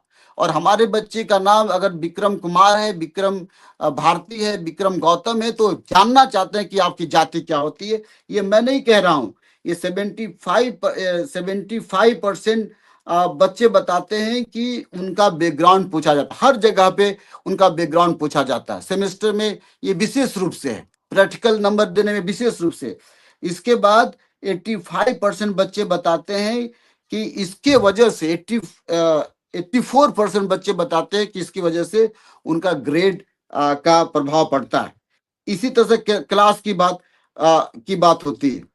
अब कि इसके बाद हॉस्टल की बात बताते, एम्स हॉस्पिटल में, हॉस्टल में भी लगभग जाति देख करके हॉस्टल देने की परंपरा है, या उनको डिस्क्रिमिनेट करते हैं। ये कहते हैं कि हॉस्टल देने में प्रॉब्लम करते हैं, इसमें बच्चे बताते हैं। आगे कहते हैं कि सोशल आइसोलेशन है, students living hostel where majority students are from the higher caste complain of social isolation, interpersonal relationship, आपस में बात करने में सोशल आइसोलेशन फील करते हैं। और लगभग 88% ये बच्चे बताते हैं कि उनके साथ डिस्क्रिमिनेशन होता, हॉस्टल में जब खाना खाने जाते हैं, जब मेस में जाते हैं। 84% बच्चे बताते हैं कि किसी तरह से अलग अलग वायलेंस होता है। मसलन बहुत से हॉस्टल जाति के आधार पे बट जाते हैं, ग्रुपिंग बन जाती है। ये बताया जा रहा है आपका, आपके सोशल आइसोलेशन की बात कर रहे हैं, एम्स हॉस्पिटल में के बारे में बताया जा रहा है। इसके बाद मेस में बताया जा रहा है कि जो 76% SC ST के बच्चे हैं, वो कहते हैं कि किसी न किसी तरह से वो प्राइवेट मेस ज्वाइन करना ज्यादा पसंद करते हैं, क्योंकि कास्ट डिवाइड ज्यादा है हॉस्टल के अंदर। अब बताइए, ये मैं नहीं कह रहा हूँ, ये all India institute medical science जो टॉप प्रीमियर इंस्टीट्यूट माना जाता है, इसके थोड़े सर ने हमारे हमारे हम जो हम ये इसमें अलग अलग रिपोर्ट पैदा किया है। इसमें इन्होंने एक चैप्टर है, उस चैप्टर में इन्होंने बताया, केस स्टडी दिया, हर चैप्टर में केस स्टडी दिया है। और केस स्टडी में ये देखिए, एक केस स्टडी में बता रहा हूँ हॉस्टल का। The room of another student was also locked from outside, it was written on his room that get out of this wing, you will not have peace with us. कि एक छात्र का बाहर से रूम लॉक कर दिया, उसके room के बाहर लिखा था, gate out of this wing, तुम इससे यहाँ से वापस चले जाओ, you will not have peace with अस, तुम हमारे साथ शांत मतलब अच्छा से बिहेव नहीं पाओगे, nobody will talk to you, so you get lost and you will be thrashed, तुमसे कोई बात नहीं करेगा, तुमको मार दिया जाएगा। Finally the student shifted from that hostel and join hostel 5, now he feels that he is safe. अब वो हॉस्टल चेंज करिए। ये इसके थर्ड कमिटी का केस स्टडी बता रही, इसमें कई केस स्टडी हैं।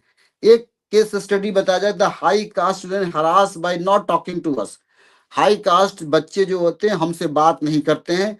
This is a kind of social isolation which is use to compel the SC student to leave hostel 1 and 2 and join hostel 4 and 5 hostel. कोई 1 and 2 हॉस्टल है, वो मजबूर करते हैं कि तुम हॉस्टल छोड़कर चले जाओ। जैसे जैसे इलाहाबाद में, मैं हूँ इलाहाबाद में। इलाहाबाद में यहाँ पंत छात्रावास है, यहाँ अम्बेडकर छात्रावास है। वहाँ पे एससी एसटी के छात्र ज्यादा आपको मिलते हैं। बनस्पत की दूसरे हॉस्टल्स में एससी एसटी के छात्र की संख्या कम होती है। क्यों कम होती है? क्योंकि यहाँ अपर कास्ट के जो छात्र होते हैं वो अलग तरह से बिहेव करते हैं। इसी तरह से अलग अलग यूनिवर्सिटीज में भी आपको दिखाई पड़ता है, जो कि रिपोर्ट नहीं होता। मैं मांग करता हूं आपके चैनल के माध्यम से, आपके ये यूनिवर्सिटी ग्रांट कमीशन से, कि इस तरह के केस स्टडी हर यूनिवर्सिटीज का, हर हॉस्टल का, हर कॉलेज का तैयार कराया जाए, ताकि पता चले। मैं ये कह रहा हूं कि पहली बार डॉक्टर बी आर अम्बेडकर ने कास्ट डिस्कोर्स को खड़ा किया था। अब तक क्लास डिस्कोर्स होता आया कि क्लास डिस्कोर्स करते हैं तो गरीबी अमीरी की बात में हम भूल जाते हैं कि कास्ट को इम्पोर्टेंट। जैसे कि पहले के दौरान जो क्लास की बात है, क्लास की हम बात आसानी से कर लेते हैं। यही दिक्कत रही कम्युनिस्ट पार्टी के लोगों के साथ, या ऐसे समाजवादी लोगों के साथ जो क्लास की बात करते थे। और क्लास की जब बात करते थे तो डॉक्टर बी आर अम्बेडकर जैसे डिस्कोर्स को समाप्त कर दिया जाता था। लेकिन जब कास्ट की डिस्कोर्स की बात आएगी तो इस तरह की स्टडी सामने आएगी, जो अब तक की स्टडी नहीं आई है। हमारे पास दो स्टडी है, एक एसके थ्रोट कमेटी स्टडी है और दूसरा सफदरजंग कमेटी स्टडी है। सफदरजंग कमेटी स्टडी में बालचंद मुंगेकर ऐसे चेयरपर्सन थे, उन्होंने यह बात सफदरजंग हॉस्पिटल के लिए बताई थी कि जाति के आधार पर नंबर दिया जाता है। वहां पे जब कमेटी कंस्टिट्यूट की गई तो ये पाया गया कि वहां पे अपर कास्ट के लोगों ने जाति के आधार पर हमारे बच्चों को नंबर दिया, उनको फेल कर दिया गया और बाद में उनको सजा मिली। तो कास्ट का डिस्कोर्स बहुत जरूरी है ये करना। ये केस स्टडी 3 में बताते हैं। इसके बाद इन्होंने परसेंटेज दिया है अलग अलग। इसके बाद रैगिंग जो है, अब रैगिंग को यूनिवर्सिटी ने समाप्त कर दिया है। बड़ी आसानी से ये बात लिख दी जाती है कि रैगिंग नहीं होता है, लेकिन रैगिंग ऑफिशियल नहीं होता है। लेकिन एससी एसटी के ओबीसी के बच्चों के साथ हॉस्टल में बच्चे रैगिंग का कार्य करते हैं। रैगिंग का मतलब क्या? किस जाति को हो, किस धर्म के हो, तुम ये कर लो, तुम ये कर लो। हमारे कई छात्र हमसे ये बात आके कहते हैं कि हमारे साथ ऐसा होता है। यह बात लखनऊ यूनिवर्सिटी में सही है, यह बात बीबीयू में सही है, सब जगह पे ये बात सही है। और जो छात्र निकल के आए, जैसे बसंत कनौजिया का एग्जाम्पल अभी बीबीयू का है, उसके साथ कास्ट डिस्क्रिमिनेशन हुआ, कई दिन धरना पर बैठा। शिवम सोनकर का बीएचयू की घटना, हालांकि वो एबीपी का ही लड़का था, उसके साथ ये घटना घटी। कई जगहों पे इस तरह का एग्जाम्पल हमको देखने को मिल रहे हैं। तो ये जो रिसर्च स्कॉलर्स के साथ घटनाएं घटती, ये बच्चे बताते हैं कि इनके साथ दिक्कत होती है। गेम्स की बात है जो अभी हम लोग बात कर रहे थे, इसमें ये बताया जाता है कि SC ST volleyball and football generally the game of belonging to, कह रहे हैं कि वॉलीबॉल और फुटबॉल ऐसा खेल है जिसमें केवल एससी एसटी के बच्चे खेलते हैं। बास्केटबॉल आमतौर पे अपर कास्ट के लोग खेलते हैं। कि in other word SC ST के जो बच्चे हैं वो इस तरह के प्रॉब्लम करते हैं। अब इसका मतलब है कि जो अच्छे खेल है वो केवल अपर कास्ट के बच्चों के लिए है। जो निम्न खेल है इसके अनुसार, जो इसके थ्रोट कमेटी का रिपोर्ट है उसके हिसाब से वो आपको नहीं दिया जाता है। अब पूरे गेम्स के बारे में दिया गया है। इसके बाद ये इसमें रेजिडेंट, जो रेजिडेंट डॉक्टर हैं उनके बारे में भी लिखा गया कि रेजिडेंट डॉक्टर भी इस तरह से बिहेव करते हैं। तो ये एम्स हॉस्पिटल में जो रेजिडेंट डॉक्टर हैं ये कहते हैं कि इसमें लिखा गया है कि सुप्रीम कोर्ट के अनुसार कि 33% with 25% discipline wise reservation for AIIMS student to MD और एमएस कोर्स में, एमडी और एमएस कोर्स में 33% होना चाहिए।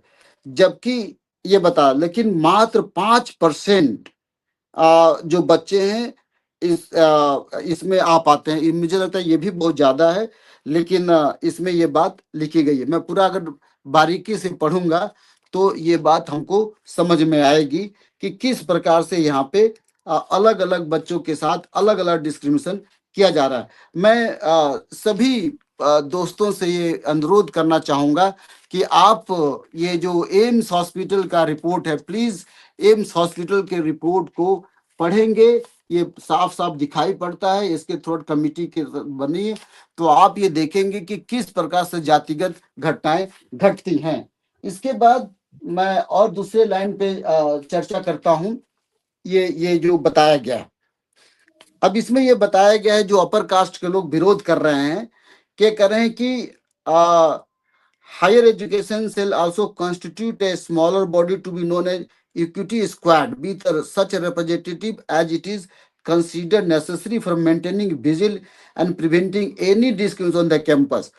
ये इस कमेटी ने ये कहा कि इक्विटी स्क्वाड बनाया जाएगा, जो कैंपस में घूम करके देखेगी कि क्या कैंपस में कोई जातिगत घटनाएं घटती हैं कि नहीं। ये एक स्वागत योग्य कदम है। इस तरह की अगर बात आएगी तो निश्चित तौर पे हम इसका स्वागत करते हैं। इसमें एक बात और कहा गया है कि ये बताया गया कि higher education shall designate at least one stockholder in each of unit, department, faculty to school, hostel, libraries of faculty to act as equity ambassador. The stockholder designated as equity ambassador shall act as a torch bearer on the equity on the campus and shall remain in touch with the coordinator of equal opportunity cell. The equity ambassador shall act as a nodal officer for implementing the program or activities planned by Equal Opportunity Center in the unit and shall also report any equity violation without delay. इसमें यह भी एक अच्छी बात है कि एक equity ambassador किया जाएगा। वो इक्वल अपॉर्चुनिटी के साथ मिल करके समय समय पे कैंपस के अंदर समानता की बात करेगा और उसको यूनिवर्सिटी को और स्टेक होल्डर को रिपोर्ट करेगा। एक अच्छी बात है ये बात का। इसके बाद जिसको लेकर के अपर कास्ट के लोग प्रॉब्लम कर रहे हैं, दूसरा इक्विटी हेल्पलाइन मैंने कहा, इन्होंने कहा कि every higher education shall establish and operate an equity helpline that will function round the clock. 24 घंटा इक्विटी हेल्पलाइन फंक्शन करना चाहिए। यह एक इम्पॉर्टेंट फंक्शन है। 24 घंटा यदि इक्विटी हेल्पलाइन फंक्शन करता है तो सबसे पहले यूनिवर्सिटीज के कॉलेजेस में, यूनिवर्सिटी के हॉस्टल में ये देखा जाना, लाइब्रेरी में देखा जाना कि कौन कौन लोग इस तरह की बात करते हैं और वहां पे रिपोर्ट करने की जरूरत है, जो एक इम्पॉर्टेंट है। यह हमेशा खुला रहेगा ऐसा। अच्छा, इन्होंने measures for the promotion of equity में कई मैटर है, लंबा हो रहा है। इसमें एक इन्होंने जी, कहा है जी। कि बिफोर द कमेंस में each academic session the head of the institution shall convene and address a meeting of various functions such as hostel warden, student, parent, guardian, faculty, staff, district administration, police as a part of orientation program to discuss the measure to promote equity among stakeholders and also to create awareness about this regulation. A video of meeting will be made available to HI website. अब प्रत्येक session में बताया गया है कि हम एक orientation programme करेंगे, डिस्कस करेंगे। अब मुझे अगर इस तरह से होने लगे और यूनिवर्सिटी के वाइस चांसलर इस पे पार्टिसिपेट करने में बहुत अच्छी बात होगी, लेकिन मुझे उम्मीद कम है क्योंकि मैंने आपको बताया कि वाइस चांसलर की संख्या बहुत कम है।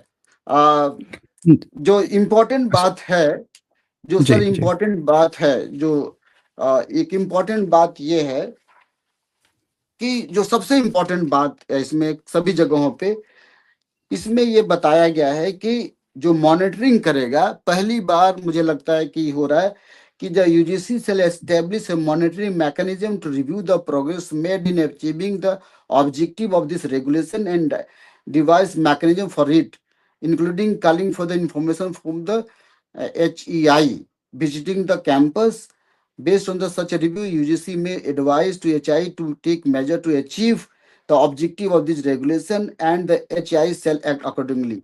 ये जो यूजीसी मॉनिटर करेगी कि कैंपस में जा करके, ये एक इम्पॉर्टेंट पहलू है कि पहली बार यूनिवर्सिटी, आउटसाइड यूनिवर्सिटी, जो मैं बार बार कई जगहों पे कहता रहा कि यूनिवर्सिटी के अंदर से हम उम्मीद नहीं है, यूनिवर्सिटी के बाहर से देखने की बात है। अगर यूनिवर्सिटी ग्रांट कमीशन इस तरह के नेशनल लेवल पे कमिटी गठित करती है, इसको मैनेज करती है आउटसाइड से मैंने, और वहां भी अगर मॉनिटरिंग होती है कि कैंपस के अंदर जो गतिविधियां हो रही हैं उसका रिपोर्ट ठीक से तो एक इम्पॉर्टेंट फंक्शन हो सकता है, क्योंकि हर वाइस चांसलर पर नकेल लगाना बहुत जरूरी है। वाइस चांसलर पे नकेल लगाना इसलिए जरूरी है क्योंकि वाइस चांसलर को पता होता है कि इसके यूनिवर्सिटी में क्या प्रॉब्लम, क्योंकि वाइस चांसलर भी तो चाहते हैं कि हमको हमारे प्रमोशन में कोई दिक्कत ना हो, हम गवर्नर बन जाए, हम बहुत बड़े पद पे चले जाएं। तो वाइस चांसलर पर नकेल लगाने के लिए, कैंपस के नकेल लगाने के लिए जरूरी है कि जो मॉनिटरिंग, इन्होंने दो बातें बताई हैं कि कमेटी गठित की, जो बहुत अच्छा है। ये तीन बातें बताई हैं कि ये कमेटी बताई है कि जो यूनिवर्सिटी जो ग्रांट कमीशन है वो इक्वल अपॉर्चुनिटी ऑफिस को रिपोर्ट करेगी और एक बॉडी बनाएगी, और इस पे लगातार इस पे एक मॉनिटरिंग करेगी, जो रिव्यू भी करेगी, एवरी ईयर एक रिव्यू भी करेगी। ये एक बहुत इंपॉर्टेंट पहलू है। और लास्ट 11वां मैं इस पे कहना चाहता हूँ, इन्होंने कहा कि यदि नॉन कंप्लायंसेस हो तो क्या होगा। तो नॉन कंप्लायंसिंग में इन्होंने कहा है कि debarred from the participate in UGC scheme. अगर इसको कोई नहीं मानेगा तो यूनिवर्सिटी जो यूजीसी का स्कीम है इसको डिबार्ड कर दिया जाएगा। मैं ये कहता हूं कि फंड काट लिया जाएगा, सस्पेंड किया जाएगा, वाइस चांसलर को नोटिस दिया जाएगा। यदि इस तरह की गतिविधियां पाया जाता है उनके पर SC/ST एक्ट लगना चाहिए, रजिस्ट्रार पर भी, वाइस चांसलर पर भी, ताकि इनको समझ में आए कि क्या होता है कि इनके साथ इस तरह के काम करना, क्योंकि ये बहुत ज्यादा है। दूसरा इन्होंने कहा कि debarred from the offering degree program. जो बच्चे इस तरह की गतिविधियां में इन्वॉल्व होते हैं उनको डिग्री नहीं मिलेगा, ऐसा कहा गया है। डिवा from offering ODL and online mode program, कोई भी ऑनलाइन मोड प्रोग्राम में नहीं भाग लेने दिया जाएगा।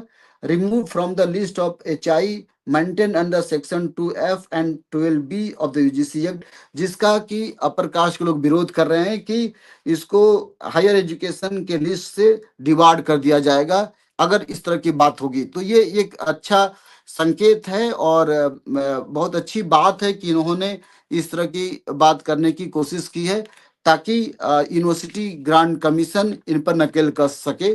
तो मैं ये जो राजपत्र है ये हमारे लिए बहुत फायदेमंद है। लेकिन मैं जो बताना ये चाहता हूं कि चूंकि ऊपर से लेके नीचे तक जातिगत घटनाएं घट रही हैं, जैसे मैंने आपको बताया कि एक्ट की बात है, प्रोफेसर्स की नियुक्ति की बात है, उस नियुक्ति नहीं हो पा रही है। हाई कोर्ट, सुप्रीम कोर्ट में हमारे जजों की संख्या बहुत कम है। मैंने बताया कि हाई कोर्ट, सुप्रीम कोर्ट में जो पार्लियामेंट रिपोर्ट कहती है उसमें भी हमारे जजों की संख्या बहुत कम है। हाई कोर्ट में 715 हाई कोर्ट जजों में से मात्र 22 जज SC के हैं, 16 ST के हैं। सुप्रीम कोर्ट में मात्र 2 ही अब तक chief justice KG Balakrishnan, BR Gavai. तो हमारी समस्या को किस तरह से समझा जाएगा, सूर्यकांत ने समझा है। बच्चे फांसी लगा रहे हैं, उस फांसी में केवल 20 सुसाइड केवल 2023 में किए हैं। लगातार ये सुसाइड की घटना घट रही हैं। कास्ट मैटर में सूरज एंगड़े ने लिखा है कि केवल यही नहीं, सूरज एंगड़े ने आंकड़े दिए हैं कि इस आंकड़े के अनुसार जो स्पेशल कंपोनेंट प्लान है उस प्लान में भी हमारे लोगों को जो पैसा अलॉट होता है वो ठीक से ज्यादा अलॉट नहीं किया जाता। स्पेशल कंपोनेंट प्लान, ट्राइबल सब प्लान में, OBC के प्लान के बारे में जिक्र नहीं है। इसके बाद उन्होंने कास्ट मैटर में ये बातें बताई हैं कि जो इकोनॉमिकल कैपिटलिज्म की बात है वहां पे जितनी भी फैक्ट्रीज हैं, बड़ी बड़ी फैक्ट्रियां, उनमें भी हमारा शेयर नहीं होता। आप कहेंगे तो आंकड़े में दे सकता हूं, लेकिन काफी लंबा पड़ रहा है। तो ये सारी समस्या है। मसलन ये जी। कहना चाहता हूं कि ये यूजीसी का एक तो बहुत अच्छा है, इसकी समस्या इम्प्लीमेंटेशन की है। जैसे कि बाबा साहब अम्बेडकर कहते थे कि संविधान बहुत अच्छा है, और संविधान को चलाने वालों के मानसिकता के ऊपर है कि चलाने वाला कैसा है। तो इसी तरह से ये एक्ट बहुत अच्छा है। और इस एक्ट का जैसे मैंने आपको बारीकी से बताया कि इसमें ये कमियां भी हैं, ये अच्छाइयां भी हैं। कि अगर इस एक्ट को चलाने वाले लोग ठीक ढंग से चलाए तो निश्चित तौर पे जो बाबा साहब का सपना था, लिबर्टी, इक्वालिटी, फ्रैटर्निटी की बात वो लागू हो सकती है। और निश्चित तौर पे हमारे बच्चे सभी जगहों पे अच्छे से अपना रोल प्ले कर सकते हैं। वाइस चांसलर यदि एनएफएस के जो पॉलिटिक्स न करके जो रिक्रूटमेंट है, जो उसमें अभी जो जो एनुअल ऑनरेबल हमारे जो प्रधान प्रधान जी ने प्रेजेंट किया था पार्लियामेंट में कि बहुत से पद अभी भी खाली रह गए, आंकड़े हमारे पास हैं कि बहुत से पद अभी भी खाली हैं। हमारे प्रोफेसर्स नहीं, हमारे एचओडी नहीं, हमारे असिस्टेंट प्रोफेसर की संख्या कम है। और अगर ये ठीक से ब्लैक बैकलॉग वैकेंसी लाया जाता है तो ठीक होगा। जाति जनगणना के बारे में हमारे मित्र कहते थे कि आप बात कीजिएगा कि जाति जनगणना का जो अभी आया है उसमें आपने जो लिस्ट बनाई है उस लिस्ट में, जाति जनगणना का लिस्ट में है कि सभी चीजों पे आप सवाल कर रहे हैं, लेकिन जो अपर कास्ट का बैकग्राउंड है, अपर कास्ट का जो गिनती है उसके बारे में आप गिन नहीं रहे हैं, उसके बारे में सवाल पूछ नहीं रहे हैं। हमारे मित्र का कहना था कि आप ये सवाल उठाइएगा कि जाति जनगणना पे जो लिस्ट बनाई जा रही है उसमें प्रॉब्लमेटिक है। आपने 32-33 लिस्ट बनाया है, उस लिस्ट में अपर कास्ट के बैकग्राउंड के बारे में, अपर कास्ट के बारे में जानकारी नहीं है। आप केवल एससी के बारे में पूछ रहे हैं और आप सब चीजों के बारे में पूछ रहे हैं, लेकिन उस बाकी जो अपर कास्ट से रिलेटेड समस्या उसके बारे में, अपर कास्ट से रिलेटेड जो डेटा है उसके बारे में नहीं पूछ रहे हैं। और इसी तरह से जो भर्तियां हैं, 69,000 भर्ती के बारे में हम जानते हैं कि उसमें भी एससी एसटी का रिजर्वेशन फॉलो नहीं किया गया। तो हायर एजुकेशन में बहुत समस्या है। एक साथ ये भी कहना चाहता हूँ कि जो प्राइमरी स्कूल्स में जो समस्याएं हैं कि जो बीएससी है कि किसी भी एससी के प्रोफेसर किसी भी एससी के टीचर को सस्पेंड कर देता है केवल छोटी से छोटी बात पे। तो यूजीसी ये जो बेसिक शिक्षा एजुकेशन उससे रिलेटेड जो जो स्टेट के लोग हैं उस पे भी एक रेगुलेशन आना चाहिए, ताकि जो प्राइमरी स्कूल में जातिगत भावनाएं गड़बड़ हो रही हैं, उनसे रिलेटेड फांसियां, उनसे रिलेटेड घटनाएं उस पे भी देखने की जरूरत है। और जो जो जो ये आपका यूजीसी के संदर्भ में एक बात और कहना चाहता हूँ कि यूजीसी ने अभी ये तय करता है कि इंटरव्यू में कि आप सभी को बुलाएं जो जो बच्चे नेट क्वालिफाइड हैं। लेकिन दुखद बात है कि पूरे भारत के सेंट्रल यूनिवर्सिटीज में जो नेट क्वालिफाइड बच्चे हैं उनको बुलाया नहीं जाता, केवल जीआरएफ वाले बच्चों को बुलाया जाता है। बहुत जगहों पे दिल्ली यूनिवर्सिटी में बुलाया गया, लेकिन बाकी और यूनिवर्सिटीज में नहीं बुलाया जाता है। उनसे फीस तो ले लिया जाता है लेकिन इंटरव्यू के दौरान बुलाया नहीं जाता। तो यह भी एक समस्या है और उनके साथ जातिगत जो समस्या जो है तो है ही है। तो बहुत तरह की समस्या है सर, साइंस जर्नी सर के जी, जो बच्चों का और डेली ये समस्या है। आज के लिए मैं इतना ही कहता हूँ। ये मैं इस गैजेटियर के इस लॉ के पक्ष में हूँ और उन सभी से दरख्वास्त करूंगा जो अपर कास्ट लोग विरोध कर रहे हैं। मैं उनसे कहना चाहता हूं कि आप इस गजट को पढ़ें। आप जातिवाद नहीं मानते तो आपको डरने की जरूरत नहीं है, आपके साथ कुछ भी नहीं है। डिस्टर्बेंस नहीं। हम आपके दुश्मन नहीं है, आप मेरे दुश्मन नहीं है, हम आपके दोस्त हैं। आप जाति मत मानिए, आप मेरे भाई बनिए। बाबा साहब कहते थे कि फ्रेटर्निटी जो है, फ्रेटर्निटी की समस्या बहुत ज्यादा है क्योंकि हमारे देश में कॉन्स्टिट्यूशनल मोरालिटी नहीं है। तो आप संवैधानिक मोरालिटी पे आइए, आप किसी के बहकावे पे मत आइए। और ये इस जो लॉ आया है या जो गाइडलाइन है उसको लागू होने दीजिए और हम सब इसका स्वागत करें ताकि हम एक अच्छे भविष्य की कल्पना करें, अच्छे देश का निर्माण कर सकें। जी धन्यवाद। जी, जी। बहुत-बहुत शुक्रिया डॉक्टर विक्रम जी, आपने बहुत खूबसूरत जानकारी दी है। ये मेरे ख़्याल से जितने भी यहाँ पे लोग जुड़े थे, अपने लोग, सब लोगों को पूरा अच्छी तरह से क्लियर हो गया। आपने एक-एक पॉइंट वाइज़ बड़े डिटेल्स में समझाया, जो अभी तक यूट्यूब पे किसी ने नहीं बताया है। केवल ये बातें चल रही थी कि विरोध हो रहा है, अब क्या है, क्या नहीं है, ये नहीं पता चल पा रहा था, जो आज प्रोफ़ेसर साहब ने बड़े डिटेल्स में बताया है। यहाँ पे कुछ फीडबैक्स आ रहे हैं, मैं चाहूँगा कि ये मैं पढ़ देता हूँ, आप भी इसको सुनें। बालूसी जी यहाँ पे लिख रहे हैं, साथियों जुड़े रहो, एसजे और विक्रम सर जैसे लोगों को हमारा साथ चाहिए। इनकी बातें हमको ताकत देती हैं, जानकारी रहना ज़रूरी है। धन्यवाद, जय भीम, नमो बुद्धाय। हाँ, धन्यवाद जी आपको। और मैं साथियों आपसे कहूँगा कि डॉक्टर विक्रम जी का एक्स पे एक्टिव रहते हैं, एक्स पे पोस्ट आते रहती है, तो वहाँ पे भी आप लोग इनके साथ जुड़िए और जहाँ-जहाँ पे भी जुड़े हुए हैं, वहाँ-वहाँ पे अपने लोगों से आप जुड़िए, सपोर्ट कीजिए, रिट्वीट कीजिए उस चीज़ को ताकि वो जानकारी आगे बढ़ सके। संतोष जी कुमार लिखते हैं, बहुजन फैकल्टी सवर्ण के चमचा बनकर यूनिवर्सिटी में अपनी नौकरी बचाते हैं, धार्मिक आयोजन के लिए स्कूल, कॉलेज, कैंपस का यूज़ करते हैं। हाँ, ये भी कहीं-कहीं जगहों पे पाया गया है। शुक्रिया आपका संतोष जी। और फिर यहाँ पे संतोष जी कुमार लिखते हैं मेडिकल कॉलेज का सब्जेक्ट वाइवा में उसी जाति का टॉपर होता है जिसका एचओडी होता है। मतलब जिस जाति का एचओडी होता है। मार्क्स तो जोड़ के टॉप कराते हैं, सवर्ण सेटिंग से आया है तो भी फेल नहीं होता। हाँ, ये मेडिकल कॉलेजेस और इवन इंजीनियरिंग कॉलेज इवन हर जगह पे लगभग ये चीज़ें पाई जा रही हैं। शुक्रिया जी आपका ये फीडबैक देने के लिए। और फिर इसके बाद से संतोष जी लिखते हैं बिहार का मेडिकल कॉलेज में हॉस्टल मेस में भी जातिगत गुलबंदी होता है। वाई का मेस, बी का मेस, सी का मेस, पी का मेस, आर का मेस, बीएचयू का मेस, एमवाई और बीएचयू के मेस में खाते हैं। अच्छा, इन्होंने कोडिंग के तरह से लिखा हुआ है कि मेस में इस तरह से खान-पान में भी इस तरह से डिस्क्रिमिनेशन होता है। तो बहुत-बहुत शुक्रिया आपका डॉक्टर संतोष जी, आपने ये फीडबैक दिया, मेडिकल में किस तरह से चीज़ें घट रही हैं। प्राउड एथिस्ट यहाँ लिखते हैं, thanks for providing the details information on this topic SJ sir and Vikram sir. शुक्रिया जी आपका। और बिहारी लाल जी लिखते हैं, एसजे सर पूरी लाइफ चेंज कर दी है आपने, बस अब एक ही ख्वाहिश है कि एसी समाज एक बुद्धिस्ट अम्ब्रेला के अंदर आके अपने मुद्दे आगे रखें। जय भीम। ओके, शुक्रिया जी, आपकी ख्वाहिश ज़रूर पूरी होनी चाहिए। और रतन जी का यहाँ सुपर स्टिकर है। फिर रूल योर वाइफ्स जी ने मेंबरशिप गिफ्ट किया है, शुक्रिया जी। बिहारी लाल जी यहाँ पे लिखते हैं, संतोष जी को बहुत-बहुत थैंक्स फॉर सपोर्टिंग एसजे जी, शुक्रिया जी।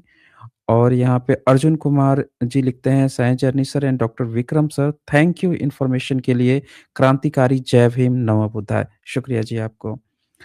और फिर यहाँ पे रूल्स योर वाइब लिखते हैं, दे डोंट वांट इक्वालिटी। हाँ, इसीलिए तो विरोध तो इसी बात का है ना, और किस चीज़ का है? प्रोस्मार्ट जी का सुपर स्टिकर है। वोलेडोसा जी यहाँ लिखते हैं, करंट में गुजरात में बीएओयू वाइस चांसलर का मामला एक ओबीसी पत्रकार ने उठाया तो 10 करोड़ का मानहानि केस कर दिया। हाँ, तो ये आवाज़ों को तो दबाने का भी तो काम करते हैं ना, ये भी तो इनका एक प्रोपेगेंडा चलते रहता है ना, कि जब भी कोई सही बात उठाई जाएगी, तो ये दबाने का भी काम करते हैं। और वोलेटोसा जी लिखते हैं, जय संविधान, जय भीम, बहुत शुक्रिया। लास्ट में प्रोफ़ेसर साहब मैं आपसे चाहूँगा कि आप 1 से 2 मिनट में आज चूँकि रिपब्लिक डे भारत मना रहा है, तो उस पे भी 2 बातें आप रखें। जी। हाँ, मैं सभी साथियों से ये कहना चाहूँगा कि डॉक्टर बी आर अम्बेडकर साहब ने अपने लाइब्रेरी में 33,000 किताब रखते थे और 33,000 किताबों के अध्ययन से और भी अध्ययन किया होगा, उसके बाद एक खूबसूरत संविधान बनकर आया। मैं सभी लोगों से ये कहूँगा, सभी बहुजन से, सभी देशवासियों से कि अपने घर एक लाइब्रेरी रखें। अगर बाबा साहब 33,000 किताब पढ़े और पूरी दुनिया में पढ़े, तो मैं ये कहना चाहता हूँ कि मैं, एक मेरा ख्वाब है, ये ख्वाब पूरा हुआ कि नहीं, कि मैं 1 करोड़ किताब के साथ इस धरती से विदा होना चाहता हूँ। और मैं सभी से ये कहना चाहता हूँ, सभी बहुजन से कहना चाहता हूँ, किताबों से दोस्ती करें, ताकि बाबा साहब का जो संविधान दिवस है, ये जो गणतंत्र बनकर आया, जो लिबर्टी, इक्वालिटी, सॉवरेनिटी उन्होंने हम लोगों को दिया। सॉवरेनिटी का मतलब केवल देश के संदर्भ में नहीं, सॉवरेनिटी का मतलब है कि आप खुद में एक कितना सॉवरेन अपने डिसीजन लेने के लिए। क्या हम अपने डिसीजन लेने के लिए स्वतंत्र हैं? क्या हम पे कोई बाधा आ रही है? जैसे कि हमको किसको वोट देना है, हम डिसीजन ले पा रहे हैं? हमको मंदिर जाना चाहिए कि नहीं जाना, हम डिसीजन ले पा रहे हैं? हमको कौन-सी पढ़ाई करनी, डिसीजन ले पा रहे हैं? हम किस तरह की सोच रखें, उसका डिसीजन ले पा रहे हैं? यही सब डिसीजन लेने के लिए बाबा साहेब के आइडिया को अंगीकार करना है, उनके द्वारा बनाए गए संविधान पे चलना है, उनके द्वारा लिखे गए liberty, equality, fraternity, sovereignty, democracy पे विश्वास करना है और सबसे इम्पोर्टेंट कि हमको कॉन्स्टिट्यूशनल मोरालिटी के आधार पे, चूंकि ये रिपब्लिक है, सबको अपने नैतिकता जो संवैधानिक नैतिकता है उसको फॉलो करते हुए हम सभी देशवासी संविधान नैतिकता को फॉलो करते हुए इस देश को एक सेकुलर डेमोक्रेटिक सेटअप की तरफ ले जाए, ताकि हर व्यक्ति स्वतंत्र हो और हर तरह का भेद समाप्त हो जाए। हम भी नासा पहुंचे, हम भी रोहित वेमुला कोई न बने, कोई पायल तड़वी न बने, किसी के साथ डिस्क्रिमिनेशन न हो। और सबसे इम्पोर्टेंट कि जो यूनिवर्सिटीज के वाइस चांसलर हैं, कृपया कर वो बाबा साहब की बातों को सीख लें, एक मोरालिटी की तरफ हम बढ़ें, ताकि कोई वाइस चांसलर का हमारे तरफ की शिकायत ना हो, हमारे तरफ से किसी वाइस चांसलर का शिकायत ना हो, किसी देश का कोई शिकायत ना हो। हम सब तरक्की करें और देश को एक नए मोड़ पर ले चलें, ताकि हम बुद्धमय विजडम प्रबुद्ध भारत बने, बुद्धिमान भारत बने, अंधविश्वास का देश ना बने। हम ज्यादातर अंधविश्वासी देश में पड़ गए हैं कि हमारा देश अंधविश्वास की तरफ चलता जा रहा है। तो हम गौतम बुद्ध के शब्दों में प्रबुद्ध भारत बने। इसी यही मेरा संदेश है आज के लिए। जी, जी, बहुत-बहुत शुक्रिया आपका डॉक्टर विक्रम जी। आप यहाँ पे जुड़े, आपने इतनी खूबसूरत जानकारी दी। बहुत-बहुत आभार। जी। धन्यवाद, धन्यवाद। तो साथियों आज के हमने 1 घंटे का सोचा था स्ट्रीम, पर डॉक्टर साहब जब बताना शुरू करते हैं, तो फिर मैं भी नहीं रोकता हूँ। मैं कहता हूँ फिर वो चीज़ फिर 1 से डेढ़ घंटे कन्वर्ट हो जाती है। तो यहाँ सम्राट जी लिख रहे हैं, "जब तक इनको वोट देते रहोगे, यही होता रहेगा।" हुँ। सम्राट जी जो देखें वोट के लिए चिता रहे हैं। तो ठीक है साथियों, फिर आज हम इसको यहीं पे क्लोज़ करते हैं। आप लोग अपना ख़्याल रखें, अपनों का ख़्याल रखें और ज़्यादा से ज़्यादा शेयर कर दीजिए ताकि सभी लोगों तक ये जानकारी पहुँच सके। बहुत-बहुत शुक्रिया आप सभी का।